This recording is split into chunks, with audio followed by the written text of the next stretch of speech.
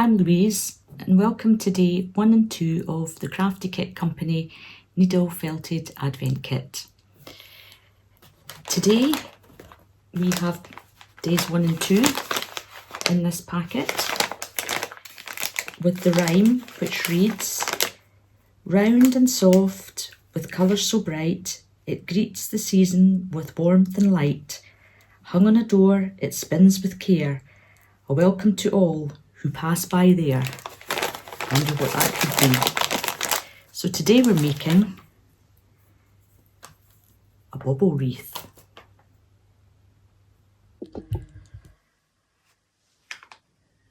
So the instructions for your mini bobble wreath are on pages 5, 6, 7 and 8 of the booklet you will receive inside your kit. And inside the packet you get some wool, so some scarlet wool, some forest wool and some honey wool. And also some ribbon to make the bow. And 8 felted balls to make the wreath. So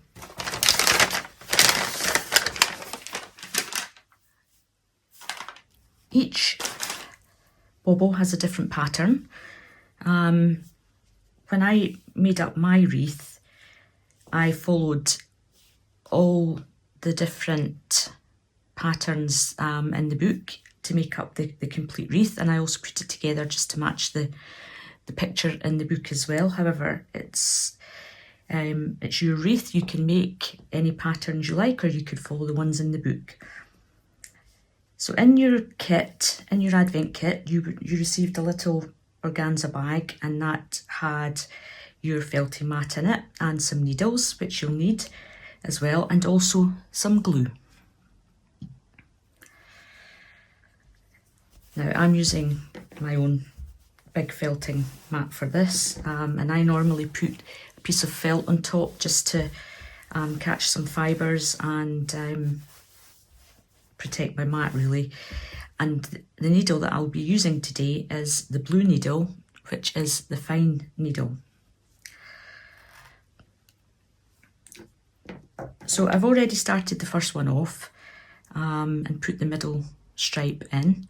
However, before you start, what I would recommend, just to make the ball slightly easier to felt into with your needle, is to just give it a roll in your hands, just to soften it up and loosen the fibres, and it makes it much easier for you to felt into when you're doing your pattern. So I'd already put in the middle band of gold, and then on either side we're going to put a band of scarlet. Now this is just a tiny amount, because we're just using a few fibres just to make a tiny thin band on either side. So probably just about this amount. And what you can do is roll it in your hands to make a sausage. But what sometimes makes it a little easier is if you just pop a tiny little bit of hand cream, moisturiser into your palm, and then roll it in the moisturiser, which also makes your roll smell really nice too. So once you've got your sausage shape, you can then felt it on to one side of your gold band. And again, using the fine needle, the fine blue needle, just poke it in. Watch your fingers, quite small area to felt into.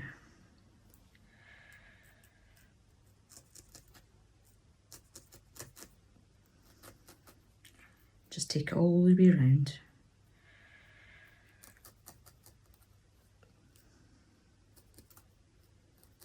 As close as you can get into the gold band.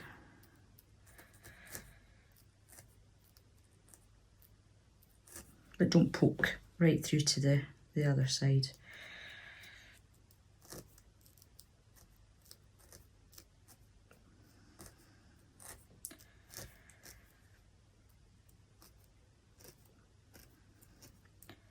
So once you're happy with that,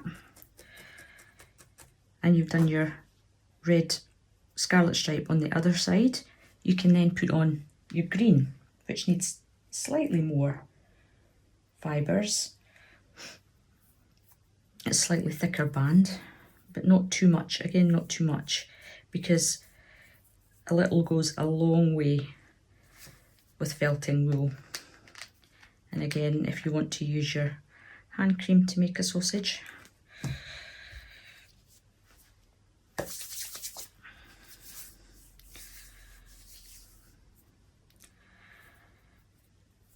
and then felt this on the other side of the red stripe to make a slightly thicker band.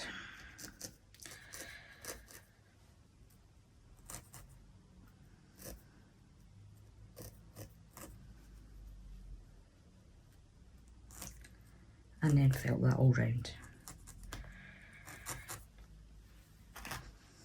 So this should turn out like, I'm not sure if you'll be able to see that quite so well, but this was the one covered with the bow that I've just felted on here.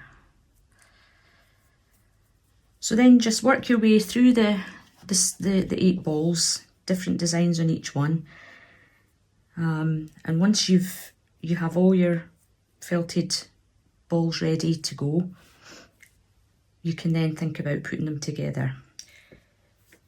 Now I used a hot glue gun, just because that's what I'm used to using. However, in the kit, in the bag that you received in your Advent kit, there is fast and tacky glue. This is very good actually. So I'll just... So if you start with 2 balls and then glue them together at the top in whatever order you want, you can use the order that is in the picture, or you can put it in whatever order you would prefer. Glue those 2 together, and then once they're hard and fast, glued together, get a small glass and then keep going round, gluing your balls round in a circle until they meet each other in the middle, and then leave them to dry. And once they're dry, you can then add the ribbon. Now there's a tutorial on how to tie a ribbon on the Crafty Kit YouTube page, or you can tie your own, or you don't even need to add the ribbon. You could add a piece of twine or thread to hang it onto your Christmas tree. I just used the finger method to wrap round to get my bow, and yeah, that's the finished result. I hope you enjoy needle felting your Advent wreath, and I look forward to seeing all the photos in the Craft Your Way to Happiness Facebook group. I love doing my Advent calendar every year. I've done it every year since the beginning, and it just gives you some time each day to just take an hour or so to relax and wind down and forget about everything that needs done and just do some lovely crafting. Happy Christmas everybody, and good luck with the rest of the Advent calendar. Thank you. Now the jingle hop has begun. Jingle bell, jingle bell, jingle bell rock. Jingle bells chiming, jingle bell time. Dancing and prancing in Jingle Bell Square. In the frosty air, what a bright time. It's the jingle bell, jingle bell, jingle bell rock. Jingle bells swing and jingle bells ring. Snowing and blowing up bushels of fun. Now the jingle hop has begun. Hi, I'm Andrea. I'm lucky enough to be demonstrating how to make the winter goose. It's a team effort. This is my daughter Constance who'll be filming. So let's get going. So we're going to start with the white wool, and the first thing we do is just break it into 3 equal sized pieces. I'm going to take one of the thirds of wool and break that in half again, and we need to roll this into a shape that is a cylinder, slightly thicker at one end than the other, and that is about 12 centimetres, between 10 and 12 centimetres wide. So I'm going to use a needle that's for heavy felting because this is going to take a while. And just begin to carefully felt. We want to make this into a fat goose body. So we're going to take the other section of wool that we pulled from the third and begin to wrap that around the wider end of the goose. And then felt that in to make it almost a elongated pear shape. Again, with the needle for the heavy felting. Keep turning the wool on the mat to make sure that you don't stab through and attach your goose to your mat. Remember to keep your needle going in straight. I've broken many needles not concentrating. So I've started binding it, so we've got like a pear-shaped goose body, but you can see it's quite bumpy. So I'm going to use just a finer needle, so just to make that surface a bit smoother. This base at the bottom needs to be around 5 centimetres and 12 centimetres tall. So there we go. So I'm happy with that now. It's nice and smooth, nice and pear-shaped. So we're going to move on to the next part, making the head. So we're using the next third of the white wool and pulling it in half. And then we need to tie this into a knot. So we're making the head here, tie it into a knot and keep it central. And again, so then we are left with a ball, okay, nice and tight. And one end we're going to leave, and then we're going to take the other end, spread it out and felt it around the ball to make a really tightly packed head shape. Okay, so starting to gently push that in and keep turning it and felting until we've got a good solid ball for the head shape. So we need to squeeze the ball. This is the front of the head. Imagine it's the beak, it's not, but we're going to make a pointy top to the head, so we need to squeeze it tightly and stab it gently to keep that pointed shape in position. Just be really careful with your fingers at this point. Keep that nice and pointed. And then we're going to take off a small piece of this wool where the beak is going to be fitted in. And then I'm going to take what's left of the wool and mound it over the top of the head, just creating a bit of a rise where we're going to be able to fit the top of the beak, and then felt that into the head, trying to maintain the pointy shape. There we go. So then we have the head of the goose. So now we're going to make the beak. We need to use the yellow wool, and we're going to first make a triangle for the top part of the beak. It needs to be about 3 centimetres long, so we need a little piece of the wool, and we're going to just shape it round into a triangle onto the felt mat, not forgetting to just keep pulling it up because we don't want it to stick into the mat. So try and make a little triangle, turning the edges in, and then beginning to shape the top. Now, you want to make a shape where you have 3 points with little arches between. So gradually pull away wool if it's too much, bearing in mind you want a 3 centimetre beak. You can see now we've felted the shape into a beak shape with 3 little points on it. Okay, and to go into this gap here, we're going to make a tiny tongue-shaped piece of felt. That needs to be about 2 centimetres long. So I'm just going to take a smaller piece of wool now and just make it into the vague shape. So we're going to be looking at something that fits just in here, about 2 centimetres long. Start felting gently. And again, make sure you keep turning your wool and gradually shaping it. Careful of those fingers. So here we have now the base of the beak. And the next thing to do is attach it to the head. Slot the bottom of the beak into the slot of the head and then felt that in, being very careful of your fingers. So we can felt it in from the bottom. Just do it carefully and just pop it in roughly at the moment. We can always move it if we need it to. And the top of the beak slots on to the slight hump that you've made, making sure you've got a point on the top like this.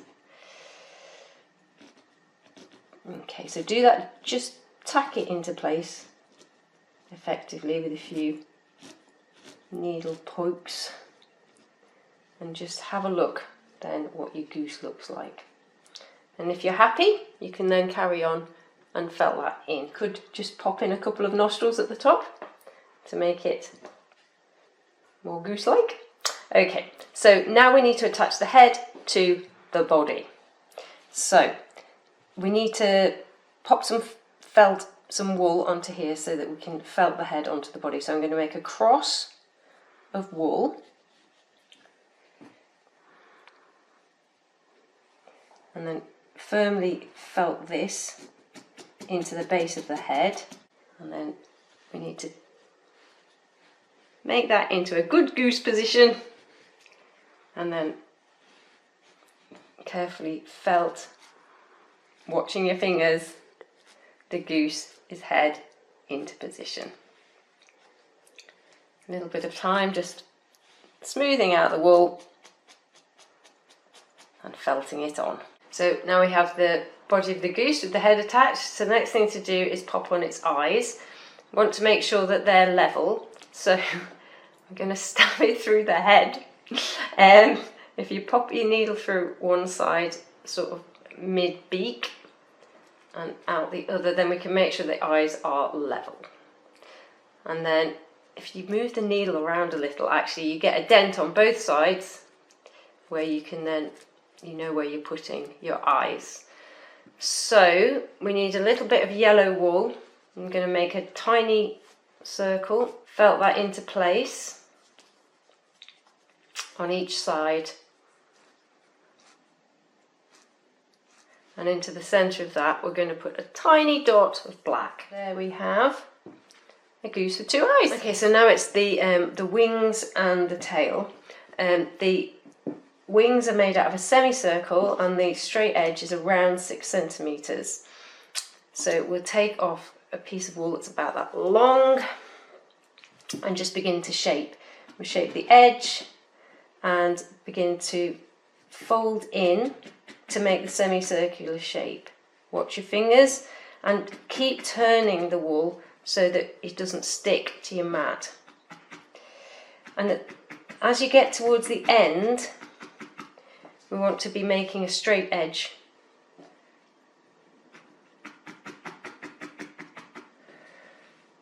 So we're looking for around 6 centimetres, semicircle.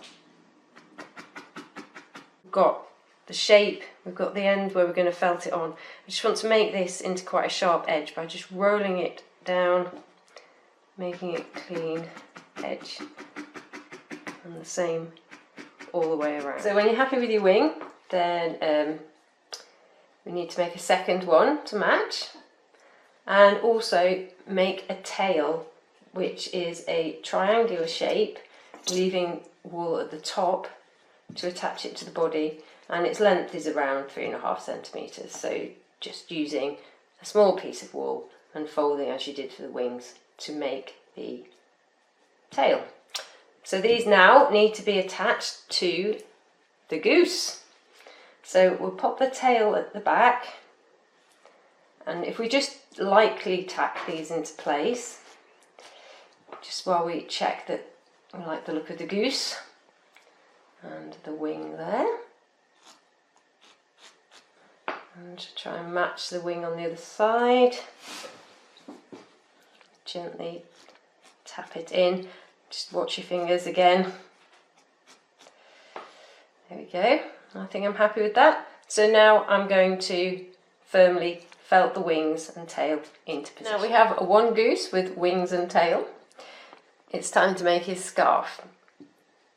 Take the red wool. You want it to be about 20 centimetres long, which I've made sure this is. Don't need so much wool. It only needs to be a centimetre wide, so I'll just take a section off that. And start by just rolling in each edge. I actually start in the middle, just find that a bit easier because then it's easier to get the same width all the way along. Just start rolling in the edges to about 1 centimetre and keep felting that down. Don't forget to keep moving the wool or we'll end up with the scarf attached to the pad. So there we are, one scarf. Now for the boots, we're going to take some more of the red wool. It needs to be about 6.5 to 7 centimetres wide. So I'm going to roll this up into a cylinder, one boot, as tight as I can, and now I'm going to felt that to make it tight. And once that's done, we've got a fairly firm cylinder of felt, and then you make a second one. So we've got 2 boots. We then to bend this cylinder at right angles so the boot's got a heel. So we just sort of pull out the heel with the needle and felt so that we've got a bend that stays in the boot. It just looks a bit odd in there because I've folded it. So I'm just going to make it slightly more like a boot. Just wrap a little bit of wool around and felt that on.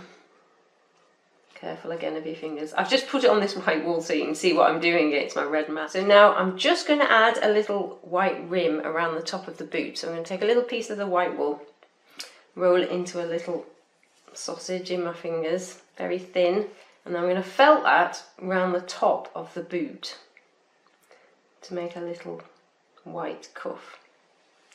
So pull it off.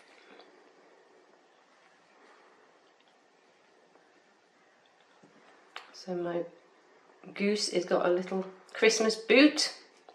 Gradually stab that in, just be very careful again of your fingers. Just gently round the rim. And you do that for both boots. The last thing he needs is his legs. Take a long piece of the mustard wool and we're just going to roll it until it's quite a narrow sausage shape between our fingers. And then we need to felt as we go, just gently making the shape and keep rolling and felting just to give it a shape and the strength. When you've made a tube of felted yellow wool, we need about 5 centimetre length, so I'm just going to trim the end and take 5 centimetres and the same again. And these are the goose's legs. We're just going to pop the end of the leg into the top of the boot and firmly press that into place. Be careful of your fingers again and just stab down around the edges to make sure that that is securely held. And the same for the other boots. So we've got our 2 boots now with the legs attached. We just need to attach the legs to the goose. Just pop them on the body, making sure the toes are up. There we go. And just lightly felt those. And are we happy with those? Yes, we are. So then we just take a tiny piece of white wool and pop it over and felt firmly into place. And when that's done, pop on his little Christmas scarf. And there we have him. One little Christmas goose. All that's left is to wish you all a fabulous felting Advent, very Merry Christmas, and a Happy New Year. Bye. Now the jingle hop has begun. Jingle bell, jingle bell rock. Jingle bells chiming, jingle bell time. Dancing and prancing in Jingle Bell Square. In the frosty air, what a bright time. It's the jingle bell, jingle bell rock. Jingle bells swing and jingle bells ring. Snowing and blowing up bushels of fun. Now the jingle hop has begun. Hi there, I'm Rebecca and a really warm welcome to the Crafty Kit Company's 2025 Advent Calendar. I've got the pleasure of joining you for days 5 and 6 of this calendar, and our project is Snowball the Sheep. Let's get started. And here's our days 5 and 6 pack. Fluff and warmth in a festive form. A woolly companion, snug and warm. With a bauble or wreath, I'm the perfect match, creating a gift with a soft woolly catch. And inside we've got white wool, scarlet and raven. We also need 2 of our needles from our little pack that we got with the Advent calendar, our felting mat and a pair of scissors. And that's it. I'm going to jump straight in with one of my first tips, and that is to understand the lengths of the wool that they describe. For Snowball, they say to take a 2 palms length of white wool. Now, you could consider that your palm, or you might consider that your palm, and I can assure you, it is the smaller of the 2. So don't get carried away with how much wool you're adding in, because when I made my first attempt at Snowball, I thought it was that length and I ended up having to do an awful lot of needle felting to get it down to the right size. And the super thing about this kit is it's carded wool, which makes life so much easier than trying to use roving. Roving and tops looks lovely, very sleek and shiny, but my gosh, it takes some work to felt it. And it says to tie 2 knots into this length of wool. And then all we do to finish his body is felt these fluffy ends round to cover the knots that you've just made. So we're going to take the thicker of the 2 needles and just start tapping. You really don't have to go too firmly felted on this one, and in fact don't hit it too hard because you've got the knots in there. If you go too hard at the body, then there's a chance you might snap a needle. Keep moving the ball around so that you are evenly felting. And if at any point you think, I am never going to be able to disguise a bit of the knot, then you can add a little bit more wool. You've got more than enough to do what you need for the project. In fact, you're probably going to easily be able to make 2. The next thing we make is his head. And I like to use my needle to come in at this shape, just to get the end a little bit rounder. You can always fold it to the back, because again, it's going to be attached to the body, so it doesn't matter if you've got creases or anything happening at the back. And eventually you will get down to something that is about this size, which corresponds really nicely to the size of Snowball's body. Now we're going to add Snowball's head to his body, and we're just going to find a place on the ball that we like, and we're going to begin to poke wool from the head through into the ball. Take it slow and start with the edges, just trying to mesh all round. And even with a few pokes, look, his head is attached. The next thing to make are his little legs. Now, my biggest tip for anything where you're making multiples is to take all your pieces at once. So if that's going to be the amount of wool I use for all 4 legs, I will divide that into 2, and then that into 2 again, so that I've got 4 pieces that are pretty even before I start trying to make them into anything. And the instructions say that you're looking to make a marshmallow shape, like a mini marshmallow, and that's actually really useful. So it's a cylinder, but one end is slightly wider than the other. Then we take the 4 legs and we attach them in diagonals, so they're going to be sort of kicked out a little bit. This is going to be interesting to show you because we're getting quite small now, but again, I'm going to start by felting around the edges of these little marshmallow shapes. Take your time getting the legs positioned just how you want them to be, and then this leaves us in a really great place for day 6. Now I'm making the ears, and I've got a finger length piece of the black wool which I am folding in half lengthways, and I'm going to needle felt it together and turn both ends over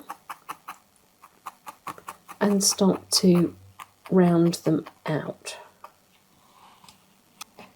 What I'm aiming to get to is something a bit more like this, which is quite thin and flat but rounded at both ends.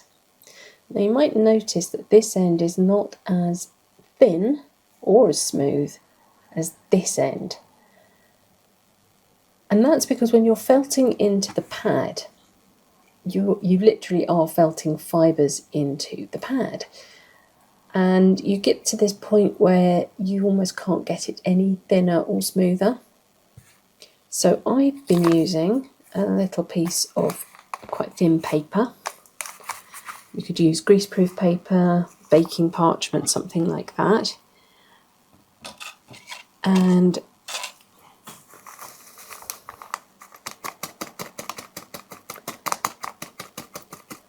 tapping all over the surface. I'm not necessarily trying to go down through into the pad.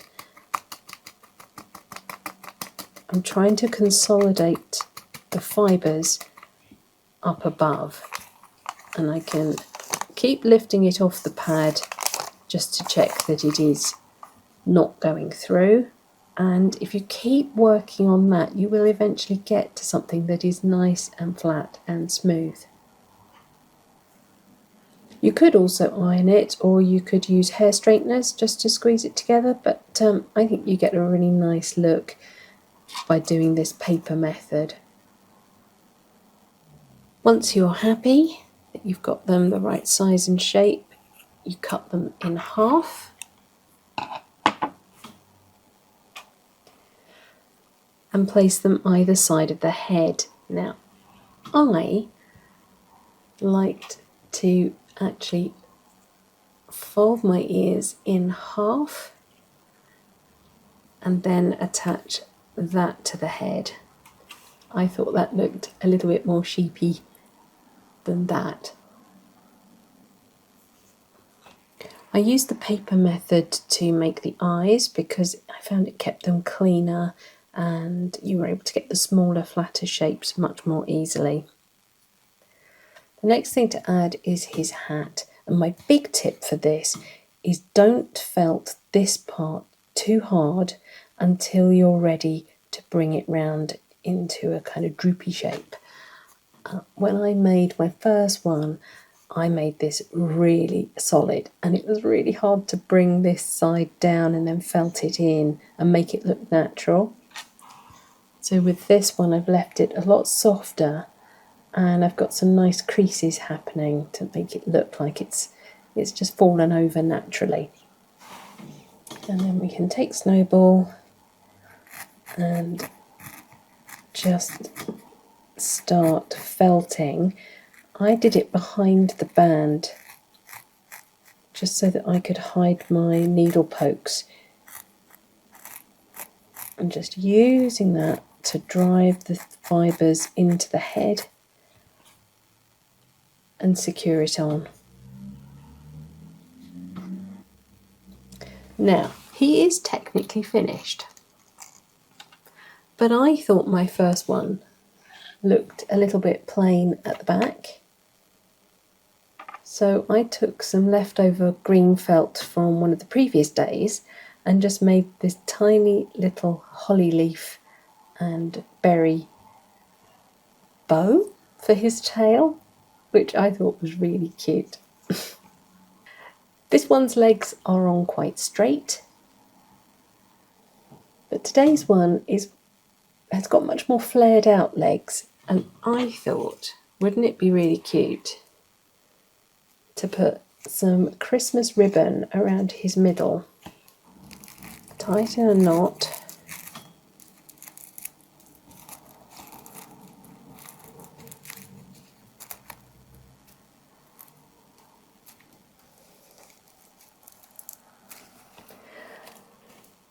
and then you could turn him into a bauble and it kind of looks like he's flying. Right, that's days 5 and 6 of your Crafty Kit Company Advent Calendar now complete. Aren't they cute? Wishing you a very Merry Christmas and a Happy New Year from me and from the Crafty Kit Company. Now the jingle hop has begun. Jingle bell, jingle bell rock. Jingle bells chiming, jingle bell time. Dancing and prancing in Jingle Bell Square. In the frosty air, what a bright time. Jingle bell, jingle bell rock. Jingle bells swing and jingle bells ring. Snowing and blowing up bushels of fun. Now the jingle hop has begun. Hi, my name's Marion and welcome to days 7 and 8 of the Advent Calendar, and today we're going to be making this rather cute little kitten that goes in the Christmas tree. You can see all the little baubles and hear them rattling. So just a few hints and tips for today. When you take your core wool, always pull it apart. Don't try splitting it down the other way when you take off full length. Take small slithers when you're covering your pipe cleans, which could be any colour and it doesn't matter because you'll be covering them with the white wool so you won't see it. I've already constructed the first bit, and in order to get this wool to hold on here, I tend to use spray and wet hands and just wrap it round like that so it adheres to the pipe cleaner, I put a little bit of thread here rather than a pin because I kept catching my finger on the pin. I also have a piece of felt over my felt mat just to keep it clean, and I find it a lot easier. Your felt mat might be like my green one, or it may be a plastic one, like that. Once you've got your body shape the size that you want it, then it's time to put on the features. So you make space for the eye sockets and for the nose. Take the pin out and do a very, very tiny pointy nose and felt it into place.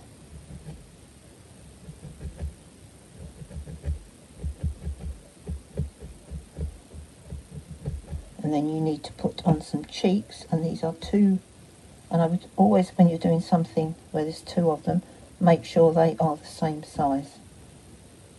So you just felt them into place. And you need to put one on each side. You need to add a little bit on the bridge of the nose and another one underneath here. Having put the cheeks in place, you can then look at the mouth, and a very, very thin piece of black wool. It's a bit longer than what I shall need. Felt it into place, and it will go under the cheeks like that. And if it's too long for what you want, decide how long you want it, and you can snip off the excess with your snips. You can decide exactly how long you want it and what sort of shape you want.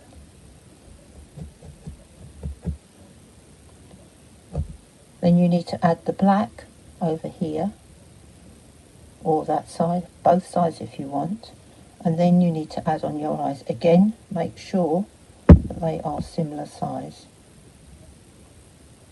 when you start off, similar size, and then shape them to the size that you want, to the shape that you want. So then you get to this point that you've got your two eyes, your nose, and you've got that bit done there across the face. Then when we're looking at the ear, make sure that you turn it in. It's slightly acute angle, and you'll see why I suggested a bit of felt on the felting mat. Because when you felt down like this, it goes through. So if you've got it on a piece of felt, it makes it easier to lift it and take it off. When you add in your pink on your ear, don't felt it too hard, just gently, otherwise it will go through to the back. And I would suggest pinning it on the ear in place and trying both ears on your cat so that they match. Make it easier. And make sure you felt onto the back quite well, because otherwise it will come apart. We're looking at the arms. Make sure your two arms, when you make them, are similar, and then you can cover them in the black wool however much you want. And if you look at mine, I've done them, they're not quite the same, but they're similar, and I've felted them in on the back there. And you'll see under here I've added some extra wool just here, fluffy bits, tiny bits, just to give like a whiskery type finish to it there.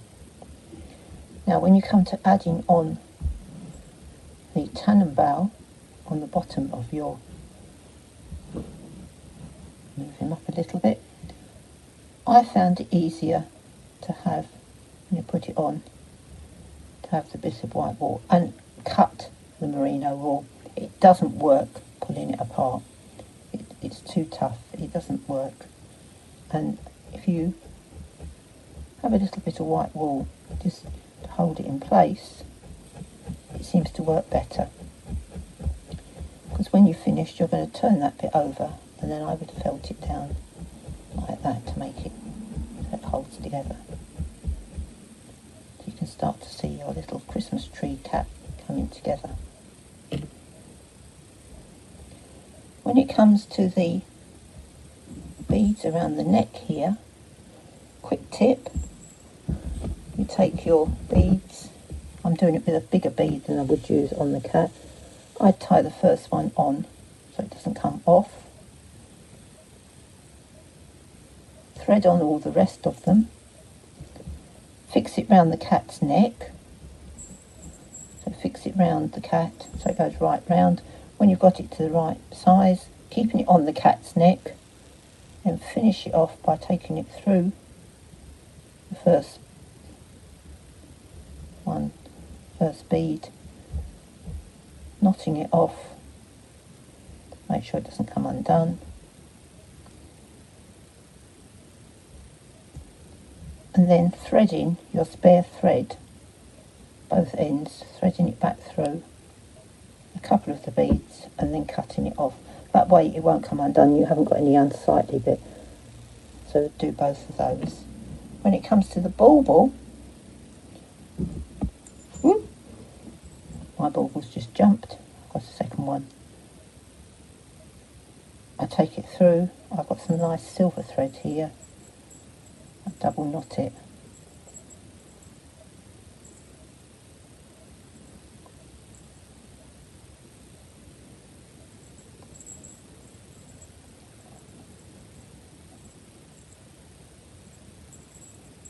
And then what I did do is I knotted it again because I knew how much I wanted to hang. So I put another knot in it to the distance I wanted it to hang, certainly on the first one, and then after that I worked through with the others. So, and then I threaded it through onto my cat using the needle, and I left it hanging where I wanted it. And I actually pinned it so it didn't move while I threaded through the rest of the thread through so that they would hang, as you can see there. That's just a few little hints and tips on that. Obviously I did the tail black on that one, and this one I've left it with a white tip. Hi, I hope you've enjoyed making your little cat. I certainly have, and I've had a go at making a slightly different colourway. I've used drizzle to make this one. I've yet to do the arms and finish it off. Apparently all pure breed cats have amber eyes. It's something I've learned along the way. Anyway, I hope my hints and tips have been helpful for you, and I wish you all a very happy Christmas. Bye. Now the jingle hop has begun. Jingle bell, jingle bell rock. Jingle bells chiming, jingle bell time. Dancing and prancing in Jingle Bell Square.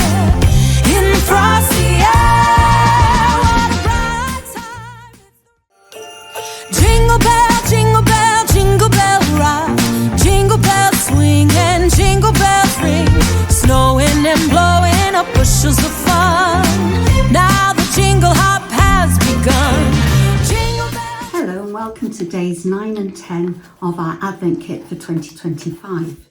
And this one says, with needles and fibres, I take shape slow, a world of wool that continues to grow.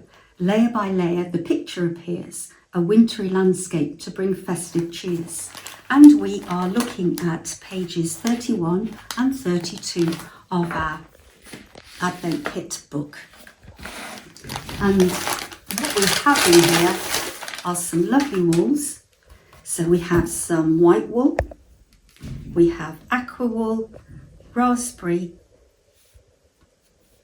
leaf, lavender, Andromeda, which is a mixed wool, raven, black wool, and fusion and navy wool. And for this project, we're also going to need your felting pad and some scissors or small snips and some pins, as well as your felting needles. Now, a little word of warning on this. If you have another felting pad, I suggest you use that for the rest of the projects, because we're going to be using this for this project. If this is the only felting pad that you have and you're going to need it for your other projects, then you can just do one side of it and then finish the other side, whichever side you want of the project, then finish the other side later on when you no longer need your mat. Okay, having said that as the word of warning, let's have a little look at what we're making. And we're making a lovely aurora bear. So we have a lovely polar bear, and on the other side we have the aurora lights. Okay, so if you are going to be using your mat later on, I'd suggest you perhaps just do that side, but it's up to you. We'll be working on both. Okay, let's have a look at 1 or 2 tips and hints that I came up with having had a go at this project. So first of all, one of the things is when you're covering your mat, to start with, you're going to be using the Andromeda wool. And I would suggest just using some pieces like this. So they're a little bit fluffy, pop them on, and you can do it just with 1 needle, but it's going to take a while. So if you have either the 3-pin needle, clover, or preferably the lovely clover big felting tool that you can get from the Crafty Kit Company, you're going to be doing this much quicker because this has 5 needles in. If you haven't got those tools, what you can do is just tape 5 or 6 needles together, and then at least you're speeding up the process. Okay, so that's pretty straightforward. The instructions are really good, and you're really covering it with that and then putting on your aurora lights. The difficulty, or the more complicated piece, comes when we get to our polar bear. And you'll see on the instructions, let me just show you here, that you do an outline with white wool of the bear and then fill it in. If you're a beginner or you don't like doing very, very, very fine work with your wool, and we've had some tips earlier on about how you can make your wool very fine to be doing lines and things with, then I've got a couple of other suggestions for you.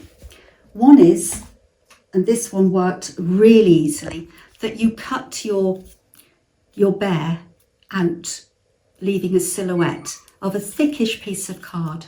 And then what you can do is put that onto your felting mat, and you can just felt inside it. And that makes life quite a lot easier, I found.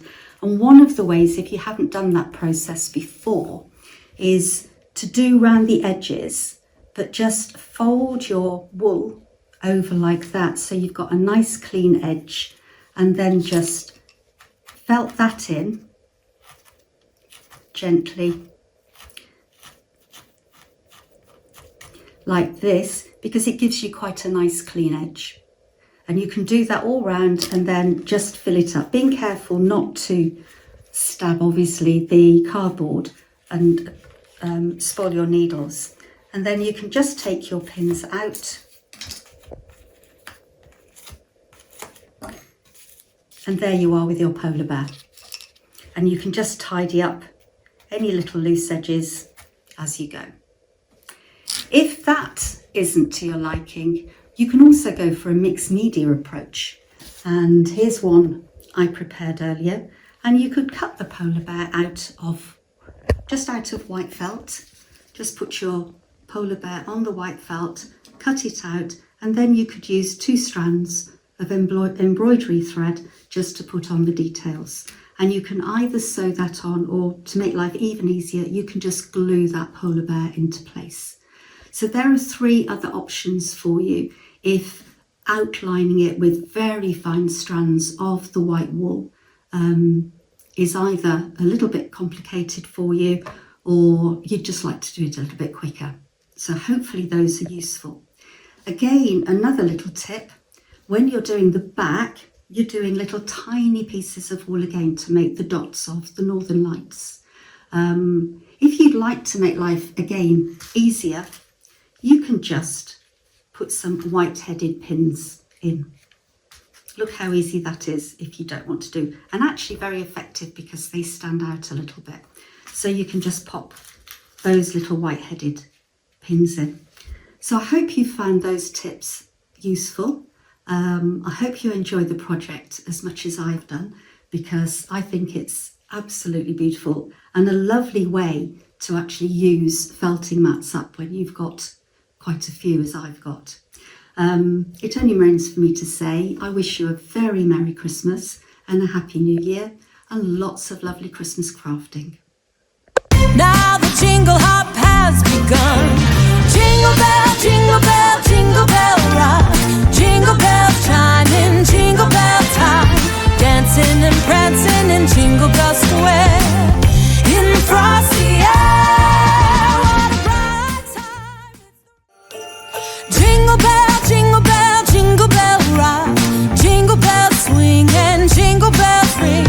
Snowing and blowing up bushels of fun.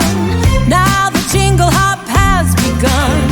Jingle bell, jingle. So welcome to the Crafty Kit Company Advent Kit 2025 days 11 and 12. Okay, so before we open the book, we need to open the little packet, which I'm going to read the little verse. I rest in snow with dreams soft and deep. My fur in the winter is peaceful and sleek. With eyes closed tight, I curl up with care, ready to enjoy a moment so rare. And here we have our little Foxy. Foxy in the snow. Well, actually Foxy, who's getting ready for a snowball fight, but at the moment having a bit of a rest, like most little foxes, I think. He's a young little fox, isn't he? So he needs a bit of a rest before the onslaught. Anyway. Oh, there we go. He's thrown one already, look. Bless him. Let's pop him down there. So I just got a little reminder of the wonderful bag that you've got with all your goodies. I'm going to pop that down there. Right, so let's get started. So Mr. Fox, one of the wonderful things about all of these projects is it's up to you whether you go exactly what we've done in the book, in the kit, or whether you decide to go your own way, because there's plenty of scope for you to do your own thing.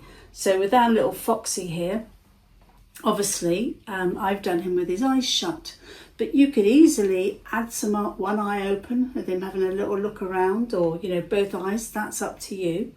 Also, you could do him so he's completely lying down. Just going to get rid of his little snowballs here.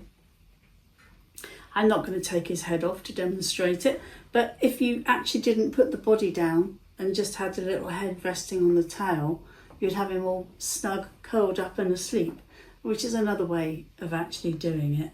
And also, if you had not quite so much time, then that's actually also another way of doing it. I've actually done it here where I've felted the ears. I've felted the shape onto the little mat and then created the ears. But you could actually do it with felt. Now I notice in my little package here, I've actually even got a lovely little piece of black felt so that I could actually make the ears out of felt. Or I've actually got the black wool, the rust or Foxy wool and the core white, and our wonderful Foxy blend. I absolutely love the Foxy blend. Right, so I thought it might be an idea to, number one, go through a bit about making the tail, because the tail here's the tail without the body. The tail is the kind of be all and end all of the fox, and just uncurl it there. And it's a great technique where you don't have to actually needle felt it. And you could use this technique to make feathers and tails of all sorts of creatures. So I thought it was worth actually just going into a little bit of detail about that. Okay, so first thing with our tail is we're going to be using our marvellous Foxy blend. And you need to snip them. Now these, I've done it into about 7 centimetres long. It could actually be a little bit shorter. It doesn't have to actually be 7 centimetres. I guess it's because you're going to cut it down. It's up to you. But you could probably get, excuse me, 1, 2, 3, maybe about 4. Maybe divide it into 4, whatever that turns out to be for you. 1, 2, 3, 4. Yeah, even if you can get oh, excuse me, talk about foxes, I've got a frog in my throat. If you can get 3 at 7 centimetres and perhaps a slightly smaller one for when you come to the end. Anyway, so I shall leave you to snip that away, but the other little instruction for the tail and the foxy blend is to, before we put it into the tail, we need to mix them up a bit, because once you've cut them, they're going to be like there's a nice sharp edge, and just by simply pulling them out and placing them on top of each other, you're just going to make the ends a bit fuzzier, and that's all you need to do. So just take the little pieces, split them up, and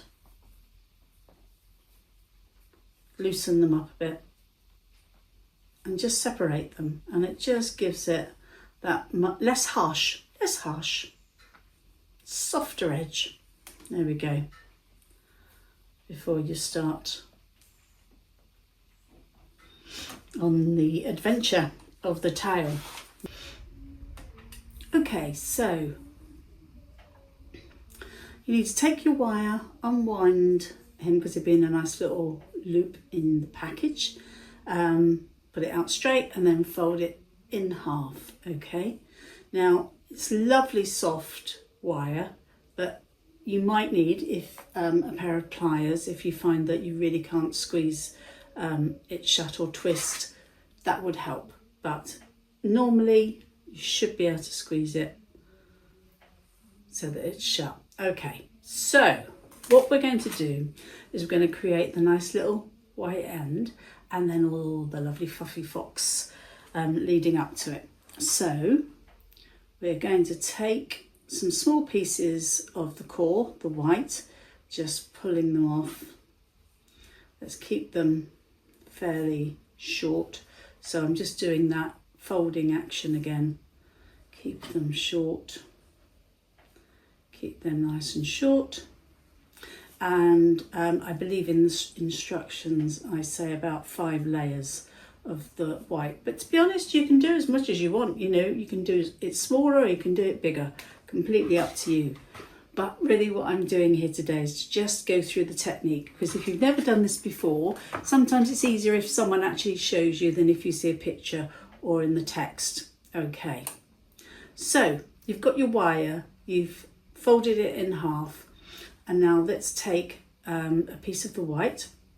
Once again, doesn't matter if it's too long because you can cut it afterwards, neaten it up. Now you're going to lay that in the centre there. Okay, and then put it up just so you've got that nice folded piece of wool and the folded wire. Now let me take this over this side. Now what you're going to do, and you're going to do this continually in this process, is you're going to start by just folding over, crossing over even, that wire to start with, just to hold that in place, okay? And then you're going to twist 1/4 turn. Now the first twist is probably the most difficult because you haven't got anything much to get hold of, okay? But once you've got that one done, you should be away. Okay, there you go. So now what we've got is a piece going across, and we've got this next bit going to go across that way. So we've got a piece that's gone on across that way. We've done 1/4 turn, and we're going to do the next piece across. Now, I'm not sure if I've made that clear, so that's why I'm going to do a few of these so that it becomes more obvious. Okay. So this piece, once again, as before, lays across our piece of wire. You're going to cross it over. Once again, that cross it over will keep it nicely in place, okay? And this time we can hopefully grab hold a bit more of that bit underneath and just do a 1/4 turn, okay, a nice quarter turn, and then we do another piece over the top. So what we should be doing is basically having a piece that way, a piece that way, a piece that way, a piece that way. So you've got the crisscross going all the way up, but it's fluff, it's wool. So once you get to the end, it'll be separating out. So that's what that is. That's actually lots of crisscrosses. But because you then spread these bits out, or it naturally spreads out, it then could even make that look like a Christmas tree, couldn't you? Anyway, just a thought. Have a white bit in the end. Right, so let's start with our small pieces. Less is more. You really don't need to use masses. Now, that's where, once again, I know we did the relayering of the wool to make sure we've got uneven ends. But also what it does is it fluffs it up a bit, because what you don't want is really flattened fibre in there, because we want a nice fluffy tail, and it'll go further. Okay, so then we start to layer over. Once again, cross them over, cross it over, lovely. Hold it down and twist. Oh, it's much easier to twist now. Now I've done a bit there. Much easier to twist. There we go. And I can see quite easily now. It might be much easier to see with the fox colour. I can see that wool has gone the same way as my pieces of wire. So the next one goes across in a very nice cross. And then they go across, and then a twist. Which way do I twist? Twisted that way. Okay. And a twist. There we go. And another piece across. And it goes over like that. And then we do a twist. Nice. So we keep that going. I sort of do a bit of fluffing as I go, really, but you can fluff it all at the end, fluff it as you go, completely up to you. Yeah, it's building up already. Start sharing it about a bit, but yes, you can see it's building up already.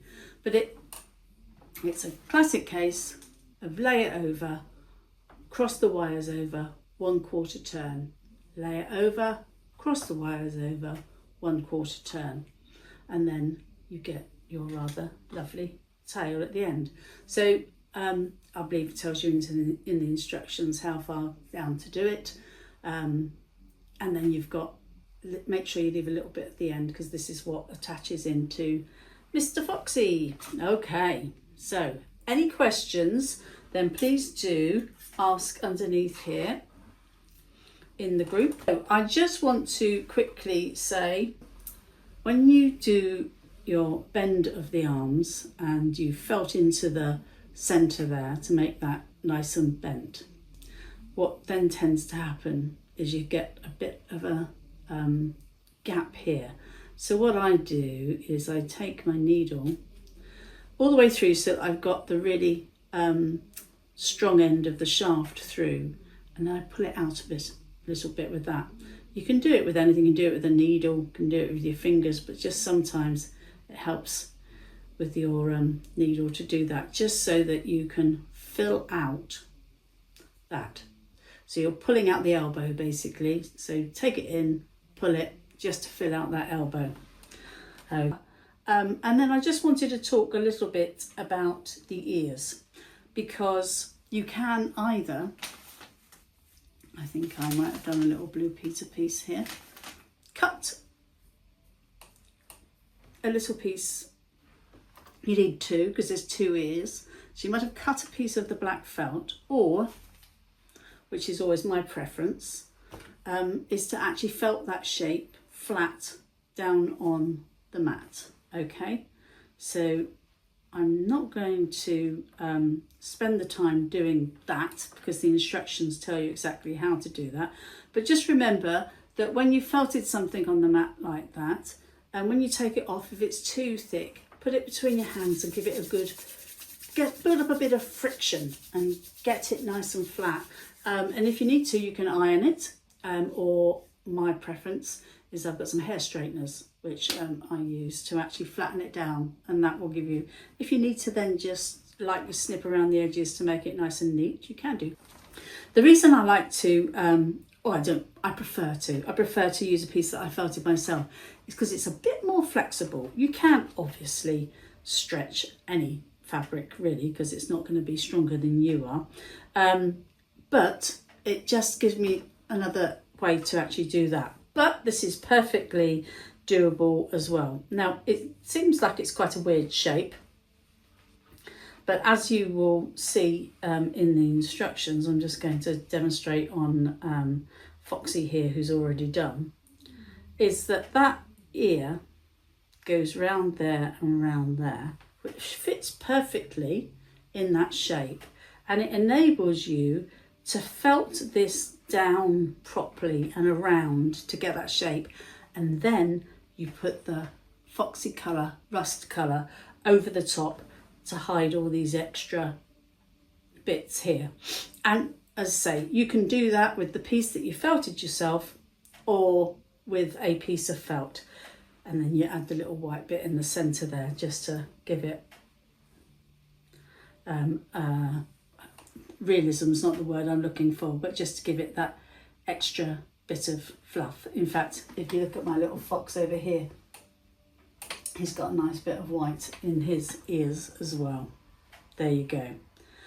So yes, I think those were the main pieces that I wanted to cover, but the main thing is to say enjoy, as close enough is good enough.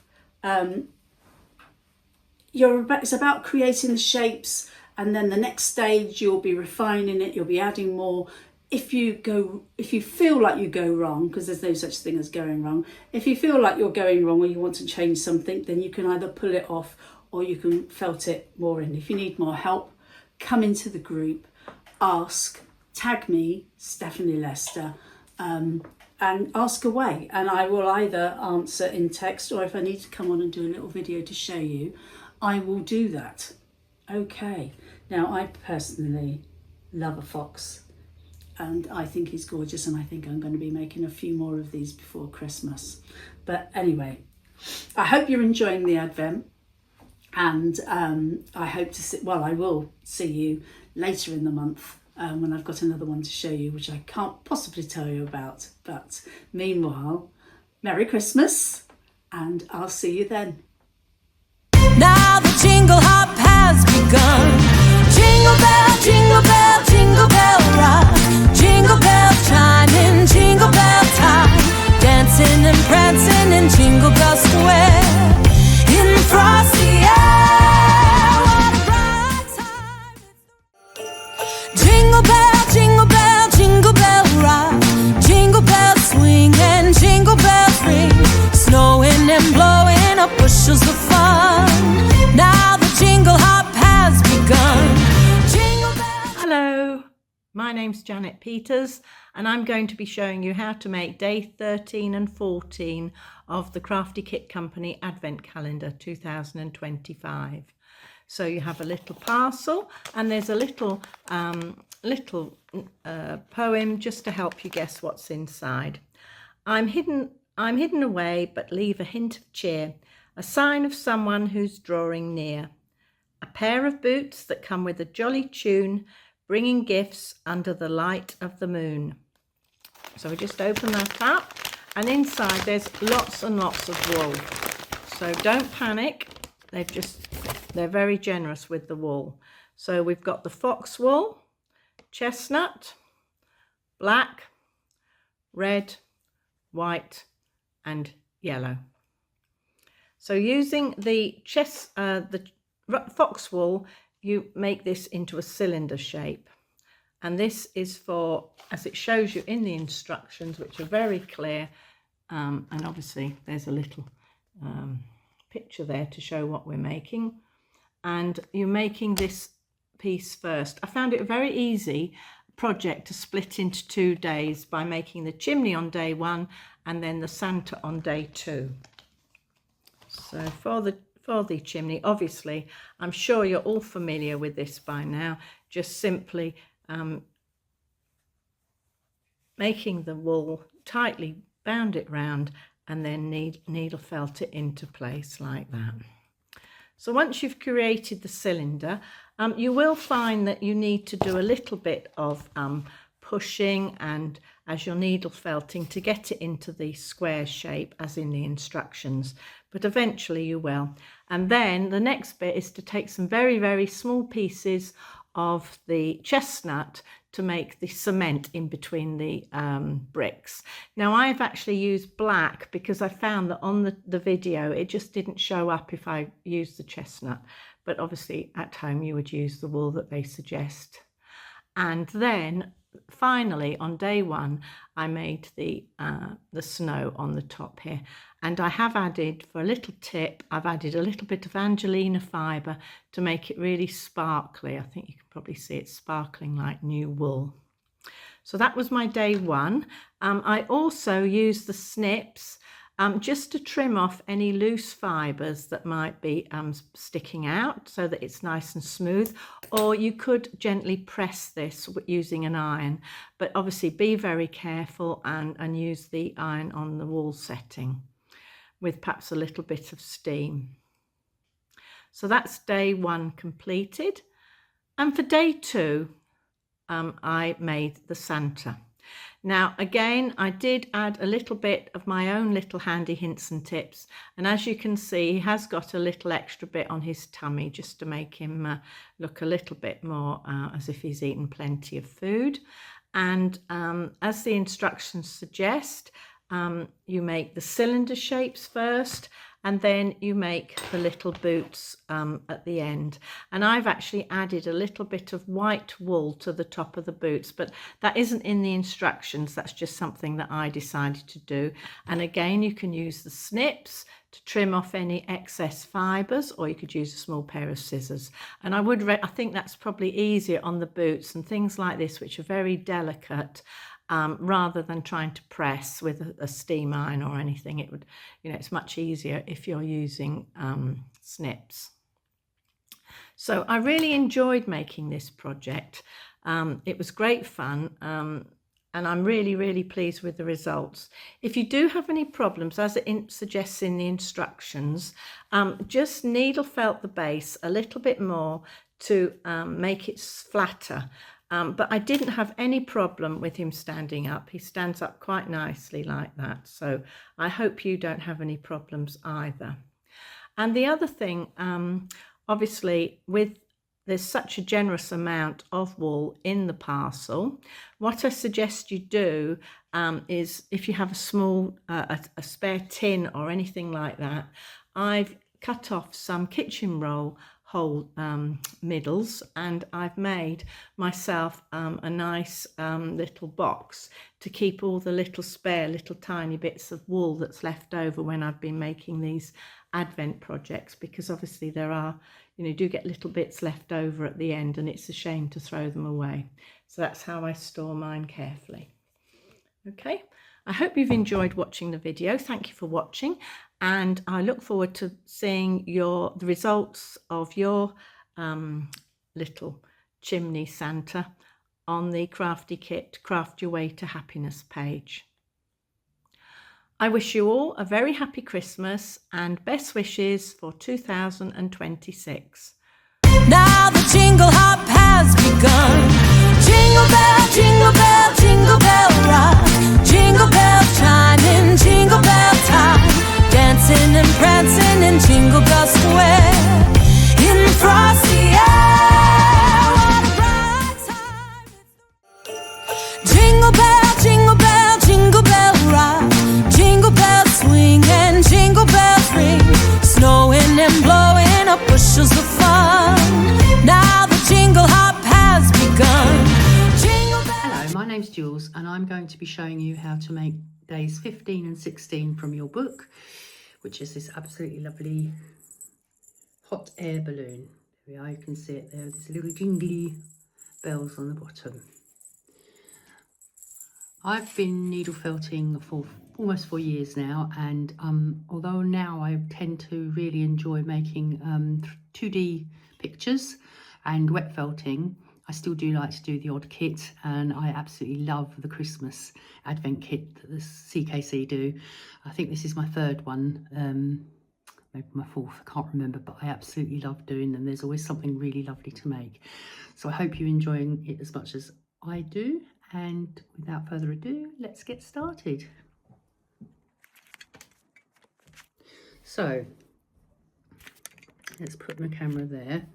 So the first thing I want to do is just quickly show you what's in your bag. So you've got these colours here. You've got the white, some red, petrol blue, a lovely mustard yellow, and a lovely honey yellow. So you're going to start by getting the white, and you're going to put that into 4 strips about this, that are all the same. I haven't got 4 because I've actually used some to make my piece, but you should 4/4 of the white. You're then going to take 1/4, make it into a ball shape by knotting that quarter together. I'll just show you like this 2 or 3 times to give yourself a nice solid foundation to make the ball. Then you're going to add bits of white wool to make the ball shape. Then you're going to take another bit of the white wool, and you're going to continue going down until you've made a sort of a cone shape. So that'll be the balloon shape. And I've done this one already. This probably takes the longest out of everything. Then you take some of your red wool, you just mark, as it says in the book, around the middle here, and that's to give you sort of like the marker where to start, and then you just felt red down to the bottom like so. I've got a little pin in the top here to help me keep on track and know where the middle is. So that's the first bit you're going to do, and once you've got that done, the next things you're going to do are the swag and the lines and the skirt. First of all, these yellow ropes, we'll call them. So for that, you're going to divide your mustard into some 4 thin strips like this. All right.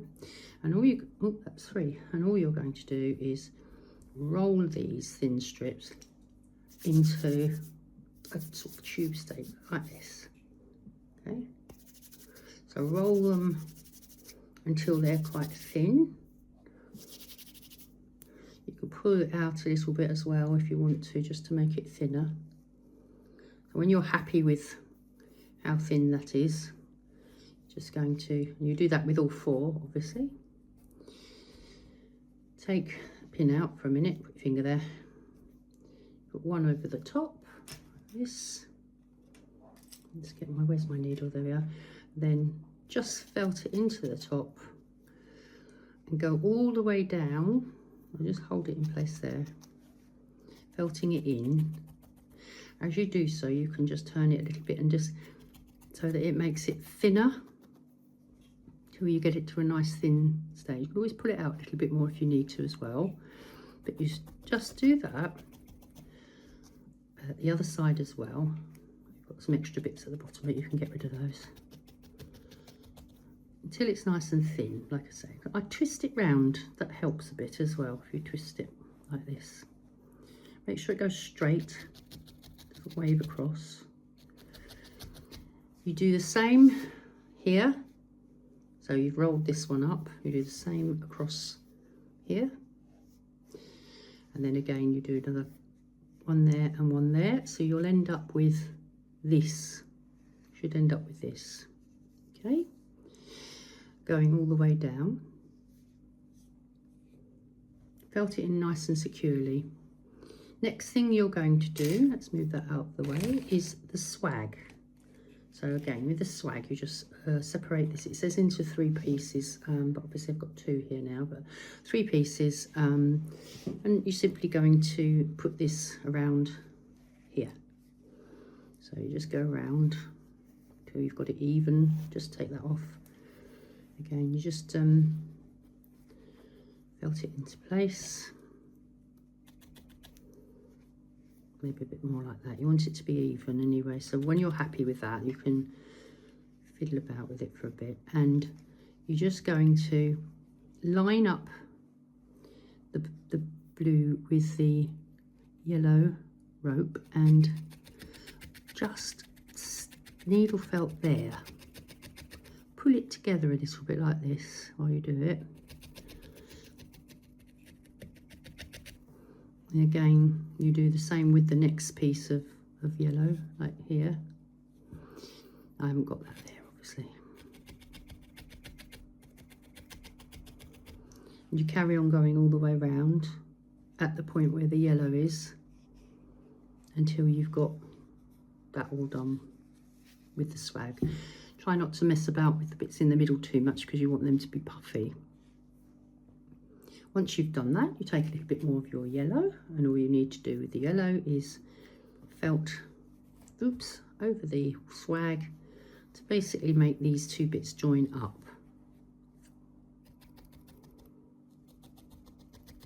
Yellow, right? And so you do that all the way around. Trim it off or whatever, you know, to make it tidy.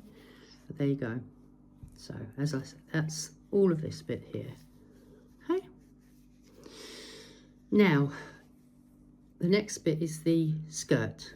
For the skirt, you've just got to take another bit of the mustard. I think it's about 9 centimeters by 1 centimeter. So let's say that's 9 centimeters by 1 centimeter. You turn that in to make 1 centimeter. It's very straightforward. You're just going to needle felt that down. Turn it in again.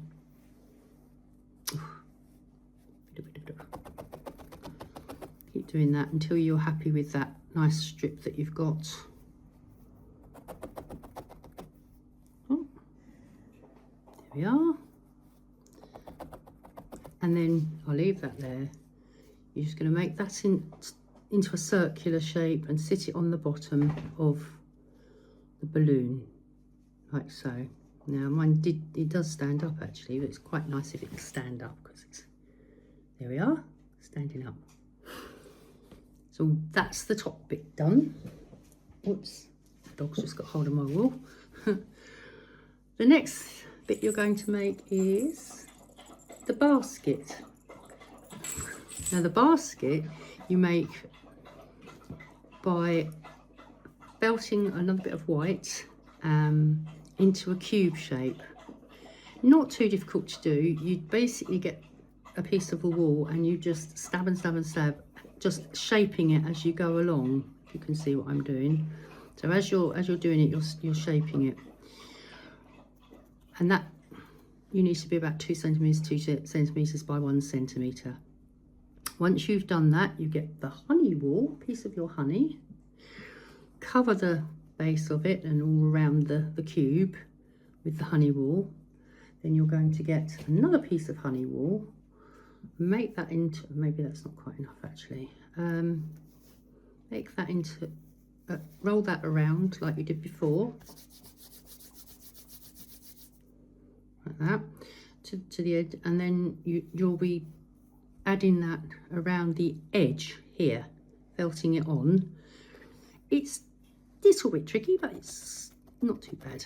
So you felt that on until you're happy again that you've got 4 corners. You need to needle felt those in, and there we are, there's your finished basket. The next bit to that is the swag on the basket. Now I just used one piece and I went round with one piece. I think it says in the book to use 2 and go halfway, but well, it's up to you, but this is what I did. I went round there, all the way around. That's all you have to do, go all the way around. Got a nice big puffy bit there. Just secure it with a bit of needle felting there, and then all you're going to do is you're going to do the same with swag. So you're going to pinch it in. Oops.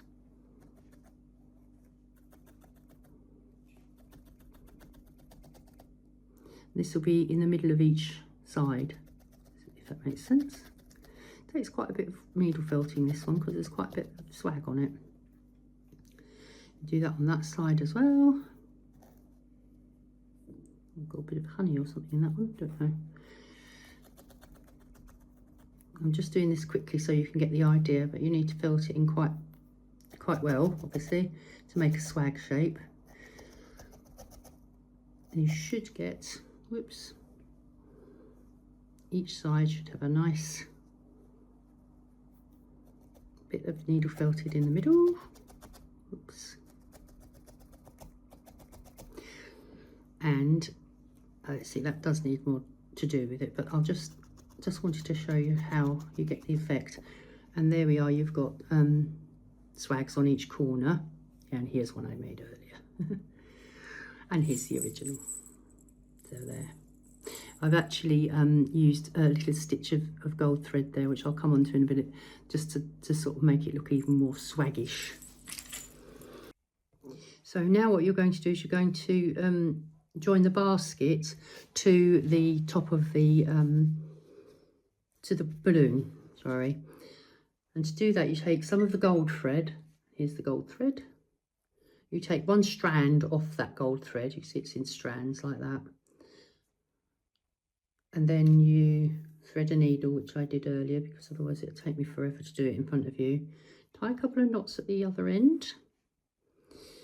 So what you're going to do, first of all, you go to one of these yellow rope bits. I've just got hidden it in behind here, but come up at about the middle of one of these. There we are. Oops. And you're happy, you go there. There we are. You'll be able to tuck that underneath your swag, so you won't see that. And then you're going to come down to your basket, get one corner, go from the outside of the corner to the inside, like that. You see that? Outside to inside, like that. Then come out again at the next corner, like, whoops, like that. There we are. Don't worry too much about the length of this at the minute, because you can alter it. You can count 2 along. 1, 1, 2. Take your needle, go in at the middle, like that. Count another 2 along. 1, 2. Take your needle in and bring it out. It's a bit tricky. Bring it out. There we are. Hope you can see that there. Bring it out there. Now, what you've got here then is, whoops,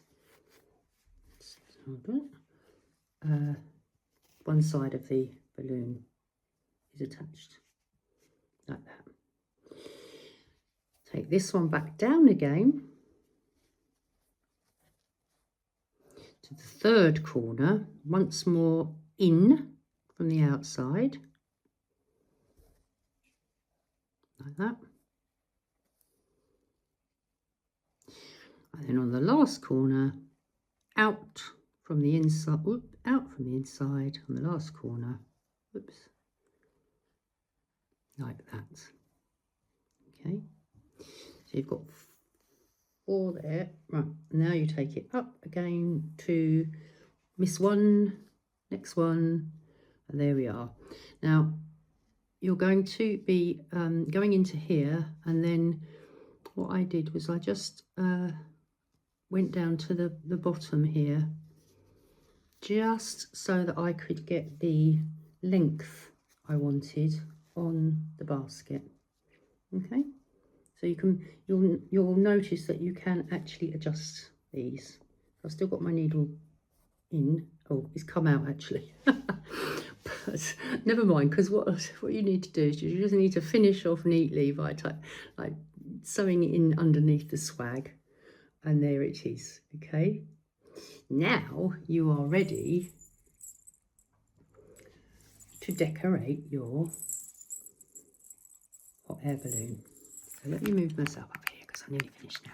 So yes, you're ready now to decorate the hot air balloon however you wish. So I chose to just do a little bit more gold thread here, 4 corners, matching the 4 corners down there, and I attached some of the jingly bells that you've got in your bag.